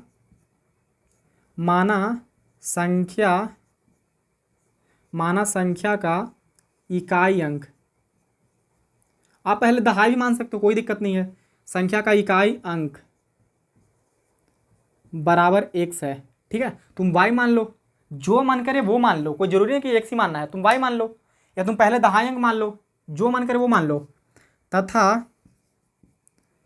तथा संख्या का, अब तुम संख्या क्यों लिखो बार बार? ऐसे लिख सकते हो बढ़िया से, और कि माना 2 अंकों की संख्या का इकाई अंक x है तथा 2 अंकों की संख्या का दहाई अंक y है। हम केवल संख्या लिख रहे हैं, बात तो 2 ही अंकों की संख्या चल रहा है कि नहीं। संख्या का दहाई अंक। आप बोलिएगा सर लंबा चौड़ा वाला तो बता दिए, शॉर्ट वाला नहीं हो सकता, और इसे छोटा हो सकता है। तुम डायरेक्ट लिख दो कि या इकाई अंक बराबर x तथा दहाई अंक बराबर y, सिंपल, कोई दिक्कत वाली बात नहीं है। तो यहाँ पे y लिख देंगे। अच्छा जी, आप देखो यहाँ पे बात चला था कि इस संख्या का 9 गुना, तो पहले इकाई अंक और दहाई अंक मालूम चल गया तो हम लोग संख्या का निर्माण करेंगे ना, क्योंकि बोल रहा था यहाँ पे कि इस संख्या का 9 गुना संख्या के अंकों को पलटने से बनी संख्या का 2 गुना है। तो पहले हम संख्या निकाल लेते हैं कि संख्या है क्या। तो इकाई और दहाई हमको मालूम है, तो लिखो संख्या बराबर, क्या लिखोगे? संख्या बराबर, कलर चेंज कर देते हैं ताकि आप लोगों को कलरफुल दिखे, है कि नहीं। तो लिख देंगे संख्या बराबर क्या होगा सर? देखिए इकाई है ये वाला, तो पहले इकाई लिखते हैं, अभी हम बताए थे आप लोगों को, और फिर प्लस का चिन्ह देते हैं। ये है दहाई y, और आप लोगों को बताए थे हम कि दहाई है तो दहाई में कितना से गुणा करते हैं? 10 से, तो 10 से गुणा कर देंगे। अब इसको सिंपल कीजिए, थोड़ा सा मतलब थोड़ा सा साधारण कीजिए, सोल्व कीजिए। 10 में y से गुना होगा तो 10y प्लस x है तो x, मतलब हमारे पास संख्या ये आ गया 10y प्लस का x। ये 2 अंकों की संख्या है, आपको दिखने में ऐसा लग रहा हो, कोई दिक्कत नहीं है, हम बताए हैं अभी कि ऐसे हम लिख सकते हैं 2 अंकों की संख्या को, है कि नहीं। बहुत बढ़िया, समझ में आया कि नहीं आया? आ गया होगा। इकाई अंक पहले लिखते हैं हम लोग, प्लस देते हैं, फिर दहाई अंक कितना था? y, और y में कितना से गुणा करेंगे? 10 से, क्यों? क्योंकि दहाई अंक है इसलिए 10 से गुणा करेंगे, बस, तो ये संख्या बन गया। अब इसको थोड़ा सा सिंपल किया, 10 में y से गुणे तो 10y प्लस x है तो x। समझ में आ गया होगा यार, पहले तो समझाई दिए थे सारी चीज़ें बढ़िया से, है कि नहीं, कि हाँ हम संख्या को इस तरीके से भी लिख सकते हैं। फिर क्या बोल रहा है? फिर बोल रहा है कि अंकों को उलटने पर या पलटने से बनी संख्या, तो पहले अंकों को पलटने पर भी संख्या बना लेते हैं, मतलब जो दहाई था वो इकाई हो जाएगा और जो इकाई था वो दहाई हो जाएगा। तो लिखो कि अंकों को उलटने पर बनी संख्या, अंकों को उलटने या पलटने, तुम लिख दो यहाँ पर पलटने ही है, अंकों को उलटने पलटने ही लिखते हैं, तुम लोग बाद में देखो तो कंफ्यूज हो जाओगे। पलटने, ठीक है, अंकों को पलटने से बनी संख्या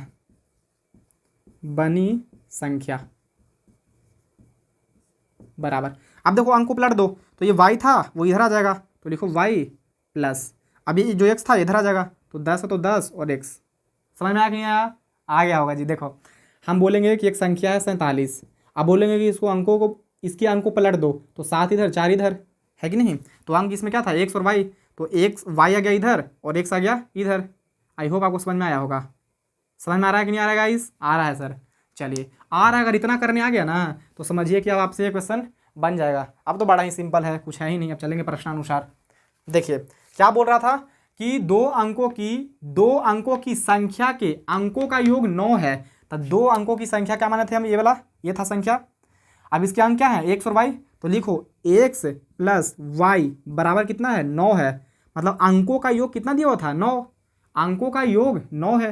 तो एक्स और वाई को जोड़ दिए तो 9 आ गया। ये समीकरण फर्स्ट बन गया। कितना सिंपल है सोचिए तो। फिर क्या बोल रहा है आगे, फिर बोल रहा है कि इस संख्या का 9 गुना, तो हमने संख्या निकाल लिया था। देखो इस संख्या, इस इन अंकों से बनने वाली संख्या जी ये ना है, तो मैंने संख्या निकाल लिया है कि नहीं। इसको ब्रैकेट ऐसे कर देते हैं ताकि आप लोगों को ज़्यादा समझ में आए। ठीक है, चलिए यहाँ पे बराबर का चिन्ह है। आई होप आपको समझ में आ रहा होगा। तो बोल रहा है कि इस संख्या का 9 गुना, इस संख्या का, देखो इस संख्या का 9 गुना संख्या के अंकों को पलटने, संख्या के अंकों को पलटने से बनी संख्या का 2 गुना है।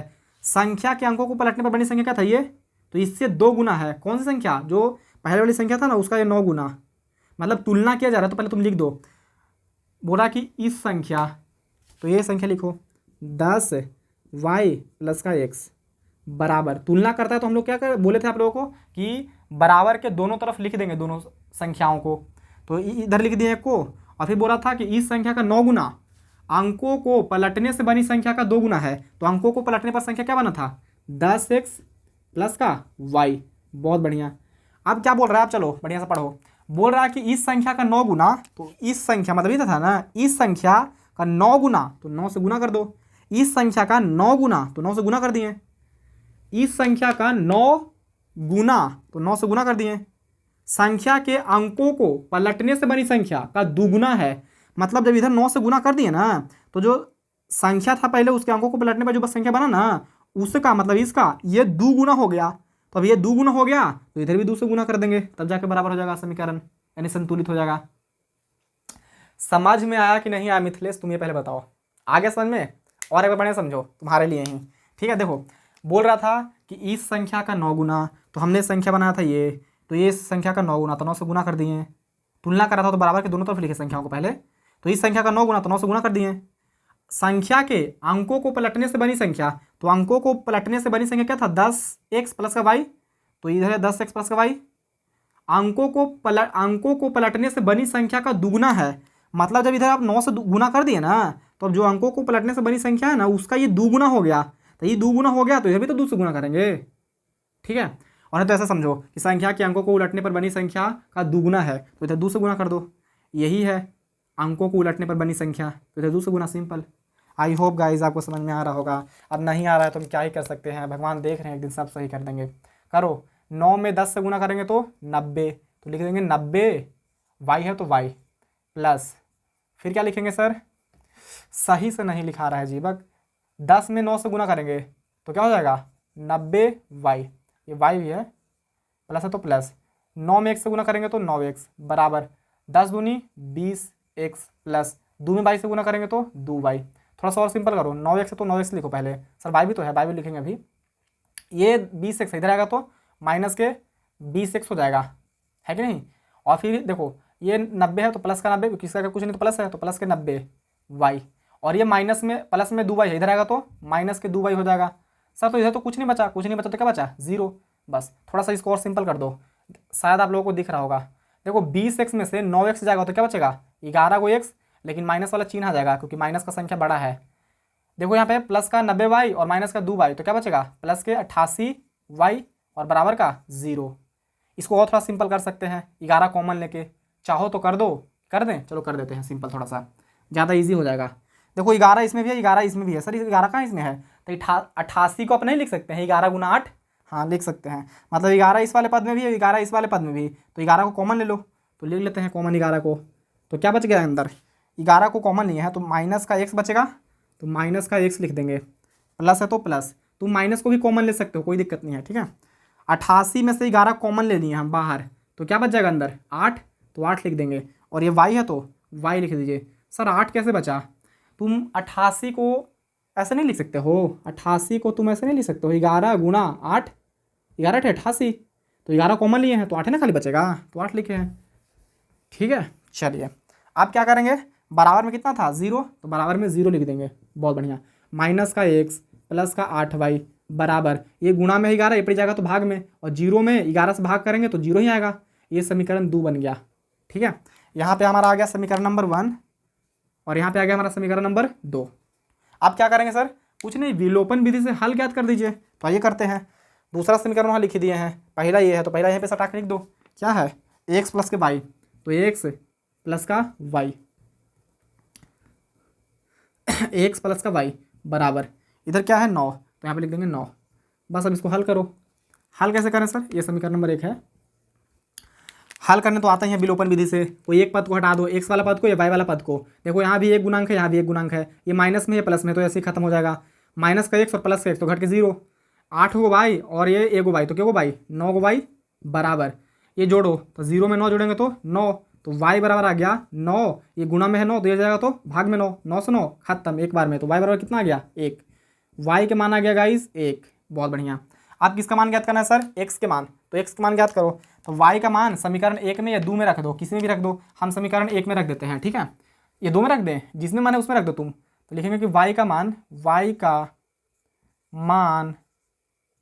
समीकरण 1 में रख दे, 2 में, चलो 1 में रख देते हैं। समीकरण 1 में रखने पर लिख देना तुम आगे, ठीक है। अब वाई का मान कितना है 1, तो रखो यहाँ पे समीकरण क्या है, ये एक्स प्लस वाई बराबर 9। इसमें किसका मान रखना है, एक्स का, तो एक्स का मान अति वाई का मान है जी, तो वाई का मान कितना है 1, तो रख दो एक्स प्लस वाई का मान 1 बराबर 9। आप थोड़ा सा और सिंप्लीफाई करो इसको, एक्स तो एक्स लिखेंगे बराबर, सर प्लस का 1 था, छोड़ो ना उसको, बराबर लिखें, फिर 9 है तो 9 लिखेंगे। आप देखो ये प्लस में 1 है, उधर जाएगा तो माइनस का 1 हो जाएगा, तो एक्स बराबर कितना आ गया 8 आ गया। समझ में आया तो बोलिए सर समझ में आया। चलिए एक्स बराबर 8 और वाई बराबर 1। हमें क्या ज्ञात करना था, एक्स और वाई के मान, नहीं सर हमें ज्ञात करना था ना कि वह संख्या ज्ञात कीजिए। तो वह संख्या क्या माने थे हम लोग, यही ना संख्या आया था। ये तो अंक माने थे एक्स और वाई, इकाई अंक एक्स और दहाई अंक वाई, लेकिन संख्या क्या माने थे, ये देखो संख्या माने थे, नहीं बना ये संख्या 10y प्लस का एक्स, तो बोला था कि वह संख्या ज्ञात कीजिए, तो यही संख्या है, तो 10y प्लस एक्स। तो लिखो कि अतः संख्या बराबर क्या संख्या था, क्या था 10y प्लस का एक्स। सर ये भी तो संख्या था, तो ये अंकों को पलटने से बनी संख्या है ना। अगर बोलता कि अंकों को पलटने से बनी संख्या ज्ञात कीजिए, तो ये वाला लेते, फिर इसमें बैठा देते, एक्स और वाई के मान आ जाता, ठीक है, कोई दिक्कत नहीं। हमने बोला था कि संख्या ज्ञात कीजिए, इसलिए हम इस वाले को लिए हैं। अगर बोलता कि अंकों को पलटने पर बनी संख्या ज्ञात कीजिए, तो ये वाला लेते, ठीक है।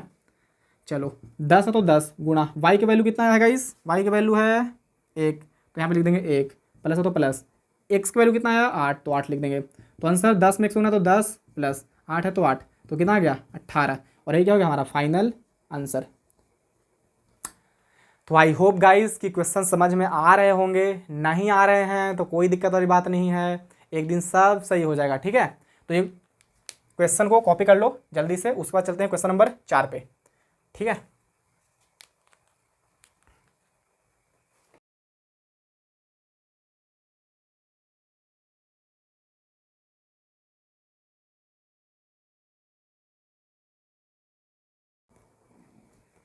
तो दोस्तों क्वेश्चन नंबर 4 हमने बोर्ड पे लिख दिया है, तो आइए देखते हैं क्वेश्चन नंबर 4 क्या बोलता है। देखिए क्वेश्चन नंबर 4 बोल रहा है कि मीना 2000 रुपये निकालने के लिए एक बैंक गई, ठीक है जी। उसने खजांची मतलब मैनेजर से 50 रुपये तथा 100 रुपये के नोट देने के लिए कहा। अच्छा बात है, मीना ने कुल 25 नोट प्राप्त किए, मतलब जो मैनेजर है ना उसको 25 नोट देता है, 100 रुपये वाला और 50 रुपये वाला। फिर आगे बोल रहा है कि ज्ञात कीजिए कि उसने 50 रुपये और 100 रुपये के कितने कितने नोट प्राप्त किए। अब हमको नहीं मालूम है कि कितने कितने नोट प्राप्त किए, 50 रुपये वाला 100 रुपये वाला, तो सबसे पहले मान लेंगे कि माना 50 रुपये वाला नोटों की संख्या बराबर एक्स तथा 100 रुपये वाले नोटों की संख्या बराबर वाई। सिंपल। आई होप आपको समझ में आया होगा। दो चीज़ों के बारे में चर्चा चल रहा था इसमें, 50 रुपये वाला नोट और 100 रुपये वाला नोट, तो वही मानने पड़ेंगे एक्स और वाई। समझ में आया कि नहीं आया। चलिए जो हमें ज्ञात करना होता है गाइज वही हम मानेंगे। बोल रहा है कि उसने 50 रुपये और 100 रुपये के कितने कितने नोट प्राप्त किए, तो कुछ नहीं, सबसे पहले लिखेंगे हल, ठीक है। अभी और इसको हम समझेंगे बढ़िया से, कोई दिक्कत नहीं है। हल मीन्स सॉल्यूशन। क्या लिखेंगे कि माना 50 रुपये वाले नोटों की संख्या बराबर एक्स, ठीक है। हमने मान लिया कि 50 रुपये वाले नोटों की संख्या क्या है, एक्स को है, मतलब एक्स का कुछ मान हो सकता है 10, 15, 20, 50 कुछ भी। फिर बोल रहा है और 100 रुपये के नोटों की संख्या कितना है, तो वही मान लेंगे तथा 100 रुपये वाले नोटों की संख्या बराबर वाई है। हमसे पूछा था कि 50 रुपये और 100 रुपये के कितने कितने नोट प्राप्त किए मीना ने, तो वही हमने मान लिया कि माना मीना ने 50 रुपये के एक्स नोट प्राप्त किए और 100 रुपये के वाई नोट प्राप्त किए। सिंपल। अब आइए प्रश्नानुसार। अब क्या बोल रहा था कि मीना 2000 रुपये निकालने के लिए एक बैंक गई। 2000 रुपये निकालने के लिए जी एक बैंक गई है। अब सोचो कि 50 रुपये वाला नोट और 100 रुपये वाला नोट है, ये नोटों की संख्या है एक्स, और ये है नोटों की संख्या है 50 रुपये वाले नोटों की संख्या एक्स है और 100 रुपये वाले नोटों की संख्या वाई है। ठीक है, चलिए फिर बोल रहा है ये तो 2000 रुपये निकालने गई है, मतलब कुल टोटल रुपया 2000 है। अच्छा की बात है। उसने खजांची से मतलब मैनेजर से 50 रुपये तथा 100 रुपये के नोट देने के लिए कहा, मतलब 50 रुपये के नोट और 100 रुपये के नोट देने के लिए बोला। तो सोचो 50 रुपये वाले नोटों की संख्या अगर एक्स है तो ये कितना रुपया बनेगा, सोचिए। देखो मान लो 5 रुपये वाला एक सिक्का है, 5 रुपये वाले 2 सिक्के हैं, तो कुल कितने रुपये बनेंगे, तो 5 में 2 से गुना कर दो। क्यों सर, क्योंकि 5 रुपये वाला है सिक्का और 2 गो है, तो 5 दूनी 10 रुपया। मतलब 10 रुपये वाला मान लो तुम्हारे पास 4 नोट है, तो कितने रुपये होंगे कुल मूल्य, तो 10 रुपये वाला 4 गो है ना सर, तो 4 से गुना कर दीजिए, 10 चौके 40, मतलब 40 रुपये आपके पास है। उसी प्रकार 50 रुपये वाले नोटों की संख्या है एक्स, कितना है एक्स, तो कितने रुपये हो जाएंगे, तो 50 में एक्स से गुना कर दीजिए, 50 में एक्स से गुना कर दो तो क्या हो जाएंगे 50 एक्स। होगा कि नहीं होगा, समझ में आ रहा है जी, आ रहा होगा। सोचो ना 5 रुपये वाला 2 रुपये वाला हमारे पास सिक्का है 2 गो, तो हमारे पास कितना रुपया हुआ कुल, तो 2 दूनी 4 रुपया सर, तो 2 में 2 से गुने ना कर दिए, तो हमारे पास 50 रुपये वाले नोटों की संख्या है एक्स, तो कितने रुपया हुआ हमारे पास, तो 50 में एक्स से गुना कर दीजिए तो 50 एक्स। अच्छा की बात है, मतलब 50 रुपये वाले नोटों का मूल्य ज्ञात हो गया कितना 50 एक्स। प्लस प्लस क्यों दिए, अच्छा अभी ना दो प्लस रहने दो। आप देखो 100 रुपये वाले कितने नोट थे वाई, तो हमारे पास कुल कितने रुपये हुए, तो 100 रुपये वाला वाई नोट है सर, तो 100 में वाई से गुना कर दीजिए, तो 100 में वाई से गुना करेंगे तो क्या हो जाएगा 100 वाई हो जाएगा। आ रहा समझ में, आ रहा है। और इन दोनों मूल्य को जोड़ दीजिए, ये 50 रुपये वाला नोटों का मूल्य है और ये 100 रुपये वाला नोटों का मूल्य है, और दोनों के जोड़िएगा तो कुल कितना होगा 2000 ही होगा, है कि नहीं। 50 रुपये वाला नोटों का मूल्य और 100 रुपये वाला नोटों का मूल्य जोड़िएगा तो कुल 2000 ना होगा। हाँ, क्योंकि 2000 ही निकालने गई थी, सही बात है। ये समीकरण बन गया फर्स्ट। नहीं तो थोड़ा सा इसको तुम छोटा भी कर सकते हो, कैसे, देखो 50 इसमें भी है, इस वाले पद में भी, और 50 इस वाले पद में भी है। कैसे सर, इसमें 100 है तो 50 गुना 2 लिख सकते हैं ना, हाँ बिल्कुल। तो 50 कॉमन ले लो, इतना भी सही है तुम्हारा समीकरण, लेकिन छोटा और कर रहे हैं हम, ठीक है। 50 कॉमन ले तो क्या बच गया एक्स, प्लस 50 कॉमन ले तो क्या बच गया 2, क्योंकि 50 दूना 100, और वाई है तो वाई लिखो, बराबर 2000। कॉमन तो लेने आता ही होगा जी आप लोगों को। अब देखो एक्स है तो एक्स लिखो, प्लस 2 बाई बराबर 2000। अब देखो ये गुणा में है 50, सीधा जाएगा तो भाग में। अरे सर गुणा में कहाँ, ये गुणे के चिन्ह है ना ये वाला, है कि नहीं जी, इंटू मतलब गुणा। अब काटो 1 0 से 1 0 खत्म। अब 200 को काटिएगा 5 से तो कितना बार में कटेगा, तो लिखो एक्स प्लस 2 वाई बराबर, काटो 5 चौके 20 और एगो 0 तो एगो 0 बैठा दो, मतलब 40 बार में कटेगा, है कि नहीं। चलो तो ये समीकरण फर्स्ट बन गया। देखो छोटा हो गया कि नहीं हो गया, सही है। अब सर दूसरा समीकरण कहाँ से ज्ञात होगा, तो और आगे पढ़ेंगे। अब क्या बोल रहा था कि मीना ने कुल 25 नोट प्राप्त किए हैं, मतलब नोटों की जो संख्या है ना वो 25 है। तो सोचो 50 रुपये वाला एक्स नोट था और 100 रुपये वाला बाई नोट, और दोनों के जोड़ेंगे तो क्या होगा 25 है ना, 25 के बराबर हो जाएगा। सिंपल, तो लिख दो कि एक्स प्लस 25 वाई बराबर 25 वाई नहीं जी, X plus Y, X plus Y बराबर कितना 25। समझ में आ रहा है तो बोलिए सर समझ में आया। यार सुरेंद्र को नहीं समझ में आया होगा यार। देखो सुरेंद्र तुम एक बार और समझो, ठीक है। हमें बोला था कि कुल 2000 रुपये निकालने गई है मीना, ठीक है। तो वो 50 रुपये वाला नोट मांगी है और 100 रुपये वाला नोट मांगी है, 2 तरह के नोट मांगी है मैनेजर से। तो सोचो कि अगर 50 रुपये वाले नोटों की संख्या एक्स है तो उसके पास कुल कितने रुपये होंगे 50 रुपये वाला, 50 रुपये वाले नोटों का मूल्य निकालो ना, तो एक्स नोट है तो 50 में 1 से गुना कर दो तो 50 एक्स। 100 रुपये वाले नोटों का मूल्य कितना होगा, तो नोटों की संख्या कितना है सर ये बता दीजिए, तो वाई है। 100 रुपये वाले नोटों की संख्या कितना है वाई, और 100 को नोट है 100 रुपये वाला है, इसलिए 100 में 22 से गुना कर देंगे तो 100 वाई, और दोनों मूल को जोड़ेंगे तो किसके बराबर होगा 2000 के बराबर, है कि नहीं। समझ में आ रहा होगा। फिर क्या बोल रहा था कि मीना ने कुल 25 नोट प्राप्त किए, मतलब जो मैनेजर है ना उसको 25 नोट देता है, उसमें 50 रुपये वाला भी नोट होगा, 100 रुपये वाला भी नोट होगा, है कि नहीं।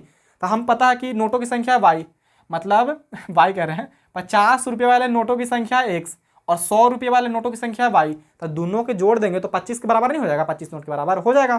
तो ये हो गया समीकरण 2। अब इसको विलोपन विधि से क्या कर देंगे, विलोपन विधि से हल कर देंगे। तो आइए हल कीजिए। देखिए यहाँ पे एक्स है, यहाँ पे भी एक्स है, मतलब ये तो ऐसे ही कट जाएगा। कैसे सर, ऐसे ही, खाली चिन्ह परिवर्तन कर दो। यहाँ पे प्लस का एक्स है तो यहाँ पे क्या कर दो, माइनस का एक्स। अब यहाँ माइनस हुआ तो यहाँ पे क्या हो जाएगा, प्लस अति, यहाँ भी प्लस है तो यहाँ पे माइनस हो जाएगा, यहाँ प्लस है तो यहाँ पे क्या हो जाएगा, माइनस। तो एक्स एक्स क्या हो जाएगा, खत्म। तो क्या बचेगा, 2 बाई में से 1 बाई जाएगा, क्योंकि ये प्लस में 2 बाई है, ये माइनस में बाई है, तो घटेगा अलग अलग चिन्ह है। तो अभी वाला चिन्ह का वैल्यू नहीं है गाइस, याद रखिएगा। ये माइनस का वाई है, ये प्लस का 2 बाई, तो घट जाएगा माइनस का वाई। 2 बाई में से 1 बाई जाएगा तो 1 बाई बचेगा, बराबर 40 में से 25 जाएगा, 40 में से 25 जाएगा तो कितना बचेगा, 15। तो 15 लिख देंगे। तो y बराबर क्या जाएगा, अच्छा ये माइनस का आ गया जी, माइनस कैसे आ गया,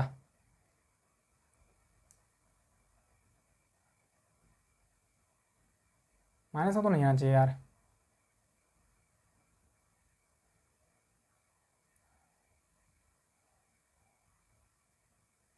ओह, यहाँ पे माइनस नहीं होगा दोस्तों, ठीक है, यहाँ पे माइनस नहीं होगा क्योंकि ये प्लस वाला चिन्ह बड़ा है ना, इसलिए वाई होगा केवल, बराबर के बराबर लिखें, ठीक है। 40 में से 25 जाएगा तो कितना बचेगा, 15, तो 15 लिख दिए। और ये क्या हो गया हमारा फाइनल आंसर, बेकार में नीचे लिख रहे हैं, ठीक है। इतना ही हमारा क्या हो गया आंसर, वाई बराबर आ गया 15। सही है, यहाँ पे माइनस नहीं होगा, देखो प्लस के 2 बाई और माइनस के बाई, तो घट जाएगा तो खाली बाई बचेगा, क्योंकि प्लस वाला चिन्ह बड़ा है इसलिए प्लस चिन्ह यहाँ पे आएगा, बराबर 40 में से 25 जाएगा तो कितना बचेगा, माइनस के 15, माइनस के 15 नहीं जी, 40 में से 25 जाएगा तो प्लस के 15 बचेगा। सही है। अब वाई के मान समीकरण 1 में या 2 में रख दो, ठीक है, या तुम 1 2 ये माने थे तो इसमें रख दो, कोई दिक्कत नहीं है। तो हम लिखेंगे कि समीकरण यहाँ से चल लो, समीकरण 1 में y का मान रखने पर, समीकरण 1 क्या है, समीकरण 1 ये है, 2 में भी रख सकते हो, 1 में हम रख देते हैं। तो लिखो समीकरण 1 में y का मान रखने पर, समीकरण 1 क्या है, एक्स प्लस का 2 बाई, एक्स प्लस का 2 बाई बराबर 40 है तो 40, एक्स का मान तो नहीं, एक्स का मान तो निकालना है, वाई का मान है, तो एक्स प्लस 2, वाई का मान कितना है, वाई का मान है 15, तो 15 लिख देंगे बराबर 40। तो लिखो एक्स प्लस 15 दूनी 30 बराबर 40। तो एक्स बराबर कितना आएगा, 10 आएगा कि नहीं आएगा, आएगा सर। ये प्लस में 30 से बढ़ जाएगा तो माइनस का 30, 40 में से 30 घटेगा तो 10 बचेगा। मतलब हमें एक्स बराबर 10 मिला और वाई बराबर 15 मिला। सर हमें क्या ज्ञात करना था, हमें ज्ञात करना था 50 रुपये वाले नोटों की संख्या और 100 रुपये वाले नोटों की संख्या। हमने क्या माना था, 50 रुपये वाले नोटों की संख्या एक्स माना था। तो लिखो कि आता क्या लिख देंगे, अतः 50 रुपये वाले नोटों की संख्या बराबर एक्स, 50 रुपये वाले नोटों की संख्या बराबर एक्स, और एक्स की वैल्यू कितना आया है, एक्स की वैल्यू कितना है 10, तो 10 हो गया, मतलब 50 रुपये वाले नोटों की संख्या कितना हो गया 10। उसी प्रकार तथा लिख दो, तथा 100 रुपये वाले नोटों की संख्या बराबर कितना मान था वाई, और वाई का मान कितना आया था 15, तो यहाँ पे लिख देंगे 15, और ये क्या हो गया फाइनल आंसर। समझ में आया कि नहीं आया गाइस, आ गया होगा। सर ये जो आप बनाए हैं एक्स बराबर 10 और वाई बराबर 15, मतलब 50 रुपये वाले नोटों की संख्या 10 है और 100 रुपये वाले नोटों की संख्या 15 है, तो हम कैसे मान लें कि आप बनाए हैं जो सही है। आइए चेक कर लेते हैं कि सही है कि गलत। देखिए आपको बोला था कि मीना ने कुल 25 नोट प्राप्त किए हैं। अब तुम जोड़ के देखो, 50 रुपये वाला नोट है 10 गो और 100 रुपये वाला नोट है 15 गो, तो 10 15 25, मतलब 25 गो नोट हो गया। सही है। बोला था कि 50 रुपये वाले नोटों का मूल्य हमने कितना निकाला था 50x, और 100 रुपये वाले नोटों का मूल्य तो 100y निकाला था ना। बस तो थोड़ा सा को चेक कर देते हैं, और एक उससे तो हो गया सेटिस्फाइड कि हाँ 25 नोट है, मतलब सही है, करेक्ट है। और थोड़ा सा तुमको डेप्थ बताते हैं। कुल मूल्य कितना था 2000, 50 रुपये वाला नोट के वो था वाई गो था ना, अति एक्स हुआ था, तो एक्स में 22, एक्स में 50 से गुना किया था तो 50x आया था। 50 रुपये वाले नोटों का कुल मूल्य कितना था 50x जी, सही है। तो लिखो अब प्लस 100 रुपये वाले नोटों का कुल मूल्य कितना था, तो 100y, तो 100y, बहुत बढ़िया। 50 गुना एक्स की वैल्यू कितना आया था 10, तो 10 लिखो, प्लस 100 है तो 100 लिखो, गुना y की वैल्यू कितना आया था 15, तो 15 लिख दो। अब इसको गुणा कर लो थोड़ा सा, 5 एकम 5, 1 0 1 0, तो क्या 0 2 0, प्लस 5 में 15 से गुना कर, अति 1 में 15 से गुना करेंगे तो 15, 2 जीरो तो 2 जीरो लिख दो। अब देखो जोड़ो, 500 और 1500 कितना होगा 2000, 500 और 1500 तो कितना होगा 2000 रुपया, और 2000 आ भी गया। देखो टोटल 2000 रुपये निकाला गई थी ना वो, मतलब करेक्ट है, कोई दिक्कत नहीं है। ठीक है, तो जल्दी से आप लोग कॉपी कर लीजिए। ठीक है, उसके बाद हम चलते हैं लास्ट क्वेश्चन, जो कि क्वेश्चन नंबर 5। ये तो ऐसे ही था, जल्दी से कॉपी कर लो।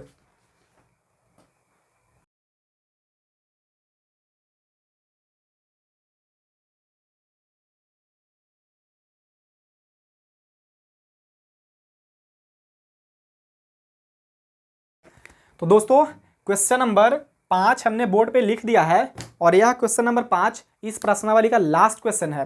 तो आइए देखते हैं क्वेश्चन नंबर 5 क्या बोल रहा है।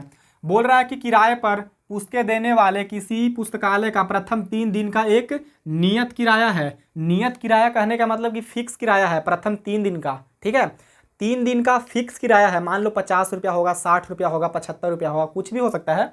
अच्छा जी, तथा उसके बाद मतलब 3 दिन के बाद प्रत्येक अतिरिक्त दिन का अलग किराया है। अच्छा जी, बोल रहा है कि सरिता ने 7 दिनों तक एक पुस्तक रखने के लिए 27 रुपये अदा किए। मतलब सरिता जो है वो 7 दिन पुस्तक को रखती है और 27 रुपये पे करती है, मतलब चुकाती है, लाइब्रेरी को देती है। जबकि सुशी ने एक पुस्तक 5 दिनों तक रखने के लिए 21 रुपये अदा किए, मतलब 21 रुपया चुकाया, 5 दिन के लिए रखा था पुस्तक सुशी ने। नियत किराया तथा प्रत्येक अतिरिक्त दिन का किराया ज्ञात कीजिए। हमें नियत किराया मतलब जो फिक्स किराया है वो, और प्रत्येक दिन का जो किराया है वो ज्ञात करना है। ठीक है, कोई दिक्कत नहीं है, ज्ञात कर लेंगे, वो तुमको मालूम ही है कि जो पूछा है वही मान लेंगे। मान लेंगे कि माना नियत किराया बराबर 100 रुपया तथा प्रत्येक अतिरिक्त दिन का किराया y रुपया। ये तो सिंपल है, तो मानना ही पड़ेगा। लेकिन इसको थोड़ा और बढ़िया समझते हैं। जैसे देखो, एक पुस्तकालय है, वहां से हमने मान लो एक पुस्तकालय है, वो कह दिया है कि 3 दिन का फिक्स किराया है, मान लो 40 रुपया। ठीक है, 3 दिन का फिक्स किराया है 40 रुपया। अच्छा जी, फिर बोल रहा है कि प्रत्येक अतिरिक्त दिन का मान लो कि 20 रुपया है, मतलब एक दिन का, इसके बाद जब जितने आप दिन रखिएगा ना तो प्रत्येक दिन का जो है वो मान लो 5 रुपया है। ठीक है, तो मान लो हम उस पुस्तकालय में गए और एक पुस्तक लेके आए और 10 दिन तक रखें। कितने दिन तक? 10 दिन तक। तो अब हम कितना पैसा चुकाएंगे सोच के देखो। तो 10 दिन तक रखें ना सर आप, तो 3 दिन का तो आपका लग जाएगा, 3 दिन का तो आपका लग जाएगा कितना रुपया? 40 रुपया। बहुत बढ़िया, तो बचा कितना? 10 में से 3 दिन तो घटा दीजिए तो 7 बचा। अब 7 दिन के लगेगा कितना? तो एक दिन के 5 रुपया, तो 7 दिन के तो 7 बचे, 35 रुपया लगेगा। तो 35 और 40 कितना हो गया? 35 और 40 हो गया हमारा 75। मतलब आपको 75 रुपया चुकाना पड़ेगा सर। ये बात है, समझ में आया तो बोलिए कि सर आया। चलिए तो आगे बढ़ते हैं। ठीक है, सबसे पहले क्या करेंगे? मानेंगे सर क्या? वही जो आपसे पूछा है। क्या पूछा है? कि नियत किराया तथा प्रत्येक अतिरिक्त दिन का किराया ज्ञात कीजिए। तो सबसे पहले ये मान लेंगे हम लोग, तो लिखेंगे हल। हल मतलब सॉल्यूशन। लिखिए कि माना नियत किराया बराबर 100 रुपया है। मान लिए कि नियत जो किराया है वो 100 रुपया है। आप ऐसे ही मान सकते हो कि प्रथम 3 दिन का, देखो प्रथम 3 दिन का किराया 100 रुपया है, यही तो नियत था। इन्हें बोला था कि किराए पर पुस्तकें देने वाले किसी पुस्तकालय का प्रथम 3 दिनों का एक नियत किराया है। तो आप ऐसे ही मान सकते हो कि माना प्रथम 3 दिन का नियत किराया बराबर 100 रुपया। हम डायरेक्ट लिख दें नियत किराया बराबर 100 रुपया। ठीक है, तथा अतिरिक्त दिन का किराया, तथा प्रत्येक अतिरिक्त दिन लिख दो, तथा प्रत्येक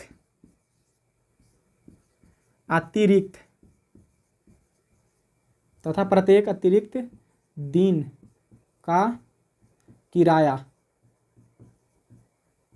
बराबर y रुपया है। ठीक है, ऐसा हमने मान लिया कि माना प्रथम 3 दिन का जो नियत किराया है वो 100 रुपया है, और उसके बाद आप जितना दिन रखिएगा तो प्रत्येक अतिरिक्त दिन का जो किराया कितना है? y रुपया है। अच्छा जी, अब आगे बढ़िए, क्वेश्चन को पढ़िए, बढ़िया से समझिए। क्या बोला है कि सरिता ने 7 दिनों तक एक पुस्तक रखने के लिए 21 रुपया अदा की है। मतलब 21 रुपया पे करी है सरिता ने 7 दिनों के लिए। तो सोचो, सरिता ने अगर 7 दिनों के लिए पुस्तक रखा है तो 3 दिन का तो नियत किराया है, तो 3 दिन का नियत किराया कितना हो गया? 100 रुपया। प्लस अब 7 दिन में से 3 दिन घटा दो नियत किराया, तो क्या बचेगा? 4 दिन बचेगा। तो एक दिन का लगता है वाई रुपया, तो 4 दिन के तो 4 वाई रुपया, और दोनों मूल को जोड़ेंगे तो कितना के बराबर हो जाएगा, 27 रुपया के बराबर। यही समीकरण नंबर फर्स्ट हो गया। नहीं समझ में आया यार? सुरेश को नहीं समझ में आया यार। देखो सुरेश तुम समझो एक बार और। सरिता ने 7 दिन के लिए पुस्तक लाया था, ठीक है, इसको चुकाने पड़े कितना रुपया, तो 27 रुपया चुकाने पड़े। तो सोचो कि प्रथम 3 दिन का किराया कितना है, फिक्स है, नियत किराया है, तो 3 दिन के तो हटा दो, तो अब इधर कितना और बच गए, 4 दिन, है कि नहीं। और 3 दिन का नियत किराया है, और नियत किराया को हमने क्या माना था, नियत किराया बराबर 100 रुपया।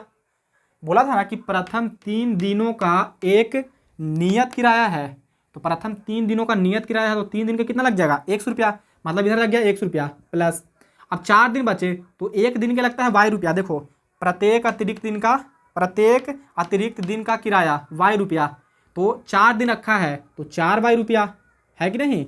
और ये दोनों रुपया को जोड़ेंगे तो क्या हो जाएगा, 27 रुपया के बराबर। और यही बन गया समीकरण नंबर फर्स्ट। ठीक है, आई होप आपको समझ में आ रहा होगा गाइज। नहीं आ रहा है तो कोई दिक्कत नहीं है, एक दिन सब समझ में आ जाएगा। ठीक है, फिर चलिए पुनः प्रश्नानुसार। अब क्या बोल रहा है पुनः प्रश्नानुसार, बोल रहा है कि जबकि सुशी ने एक पुस्तक 5 दिनों तक रखने के लिए 21 रुपया अदा करी है, मतलब 21 रुपया पे करी है 5 दिन के लिए। तो सोचो 3 दिन का तो नियत किराया था, और नियत किराया लगता है 100 रुपया प्लस, अब 5 दिन में 3 दिन घटा दो तो क्या बचेगा, 2 दिन, और एक दिन का है वाई रुपया, तो 2 दिन के 2 वाई रुपया, तो 2 वाई रुपया, और कुल कितना चुकाती है वो, 21 रुपया। तो यहाँ पे लिख देंगे हम 21 रुपया, और ये हो गया समीकरण नंबर 2। अब यहाँ से आई होप कि आप लोग हल इसको कर लीजिएगा कि नहीं, कर लेंगे सर, लेकिन फिर भी हम कर देते हैं, ठीक है, नहीं तो आप लोग पता नहीं नाराज हो जाएंगे कि सर नहीं किए। चलो हमें विलोपन विधि से हल करना है, हल करो विलोपन विधि से। यहाँ पे देखो प्लस का एक्स, यहाँ भी प्लस का एक्स, मतलब यहाँ पे माइनस कर देंगे तो ये खत्म हो जाएगा, विलुप्त हो जाएगा, है कि नहीं। अब इसको तो करें, देखो ये प्लस में तो माइनस में हो जाएगा, ये प्लस में तो माइनस में हो जाएगा, प्लस माइनस का हो जाएगा खत्म। तो देखो 4 वाई में से 2 वाई घटेगा तो क्या बचेगा, 2 वाई बराबर 27 में से 21 घटाओ तो क्या बचेगा 6, तो वाई बराबर हो जाएगा 3। हो जाएगा कि नहीं हो जाएगा, हाँ सर, देखिए 2 इधर है गुणा में, पड़ जाएगा तो भाग में, तो 2 से भाग करेंगे 6 में तो 3 आएगा, सही बात है। अब y के मान समीकरण किस में रख दो, y का मान समीकरण 1 में रख दो या 2 में रख दो, हम 1 में ही रख देते हैं। तो लिखेंगे कि y का मान समीकरण 1 में रखने पर, आप लोग लिख दीजिएगा आगे, समीकरण 1 क्या है, तो x प्लस 4y बराबर फिर क्या है 27, तो आप लिख देते हैं 27। 4 को थोड़ा ऐसे लिख देते हैं ताकि आप लोगों को बढ़िया से क्लियर दिखे। x की वैल्यू तो ज्ञात ही करना है, y की वैल्यू बैठाना है, तो x प्लस 4 गुना y की वैल्यू कितना आया है 3, तो यहाँ पे 3 लिख देंगे बराबर 27। तो x प्लस 4 तिहाई 12 बराबर 27, तो x बराबर 27, ये प्लस के 12 इधर जाएगा तो माइनस के 12, तो x बराबर 27 में से 12 जाएगा तो कितना बचेगा 13, घटाओ इसको, 13 नहीं जी, मतलब 15 बचेगा। देखो 7 में से 2 गया तो 5, 2 में से 1 गया तो 1, और ये आ गया 15 रुपया, ठीक है, मतलब x की वैल्यू कितना आ गया 15 आ गया। चलिए जी अच्छा की बात है। हमें क्या करना था सर, नियत किराया, तो लिखो कि नियत किराया, लास्ट में लिखो, बस यही आंसर हो गया, छोड़ दो यहाँ तक, लेकिन तुम लिखो और बढ़िया से आंसर को ताकि इसकी सुंदरता बढ़ जाए। लिखो कि अतः नियत किराया बराबर, कितना रुपया नियत किराया माने थे हम लोग जी 100 रुपया, एक्स की वैल्यू कितना है जी, एक्स का मान 15, तो 15 रुपया हो गया नियत किराया, बहुत बढ़िया। फिर क्या लिखेंगे, प्रत्येक अतिरिक्त दिन का किराया, तो लिखो कि प्रत्येक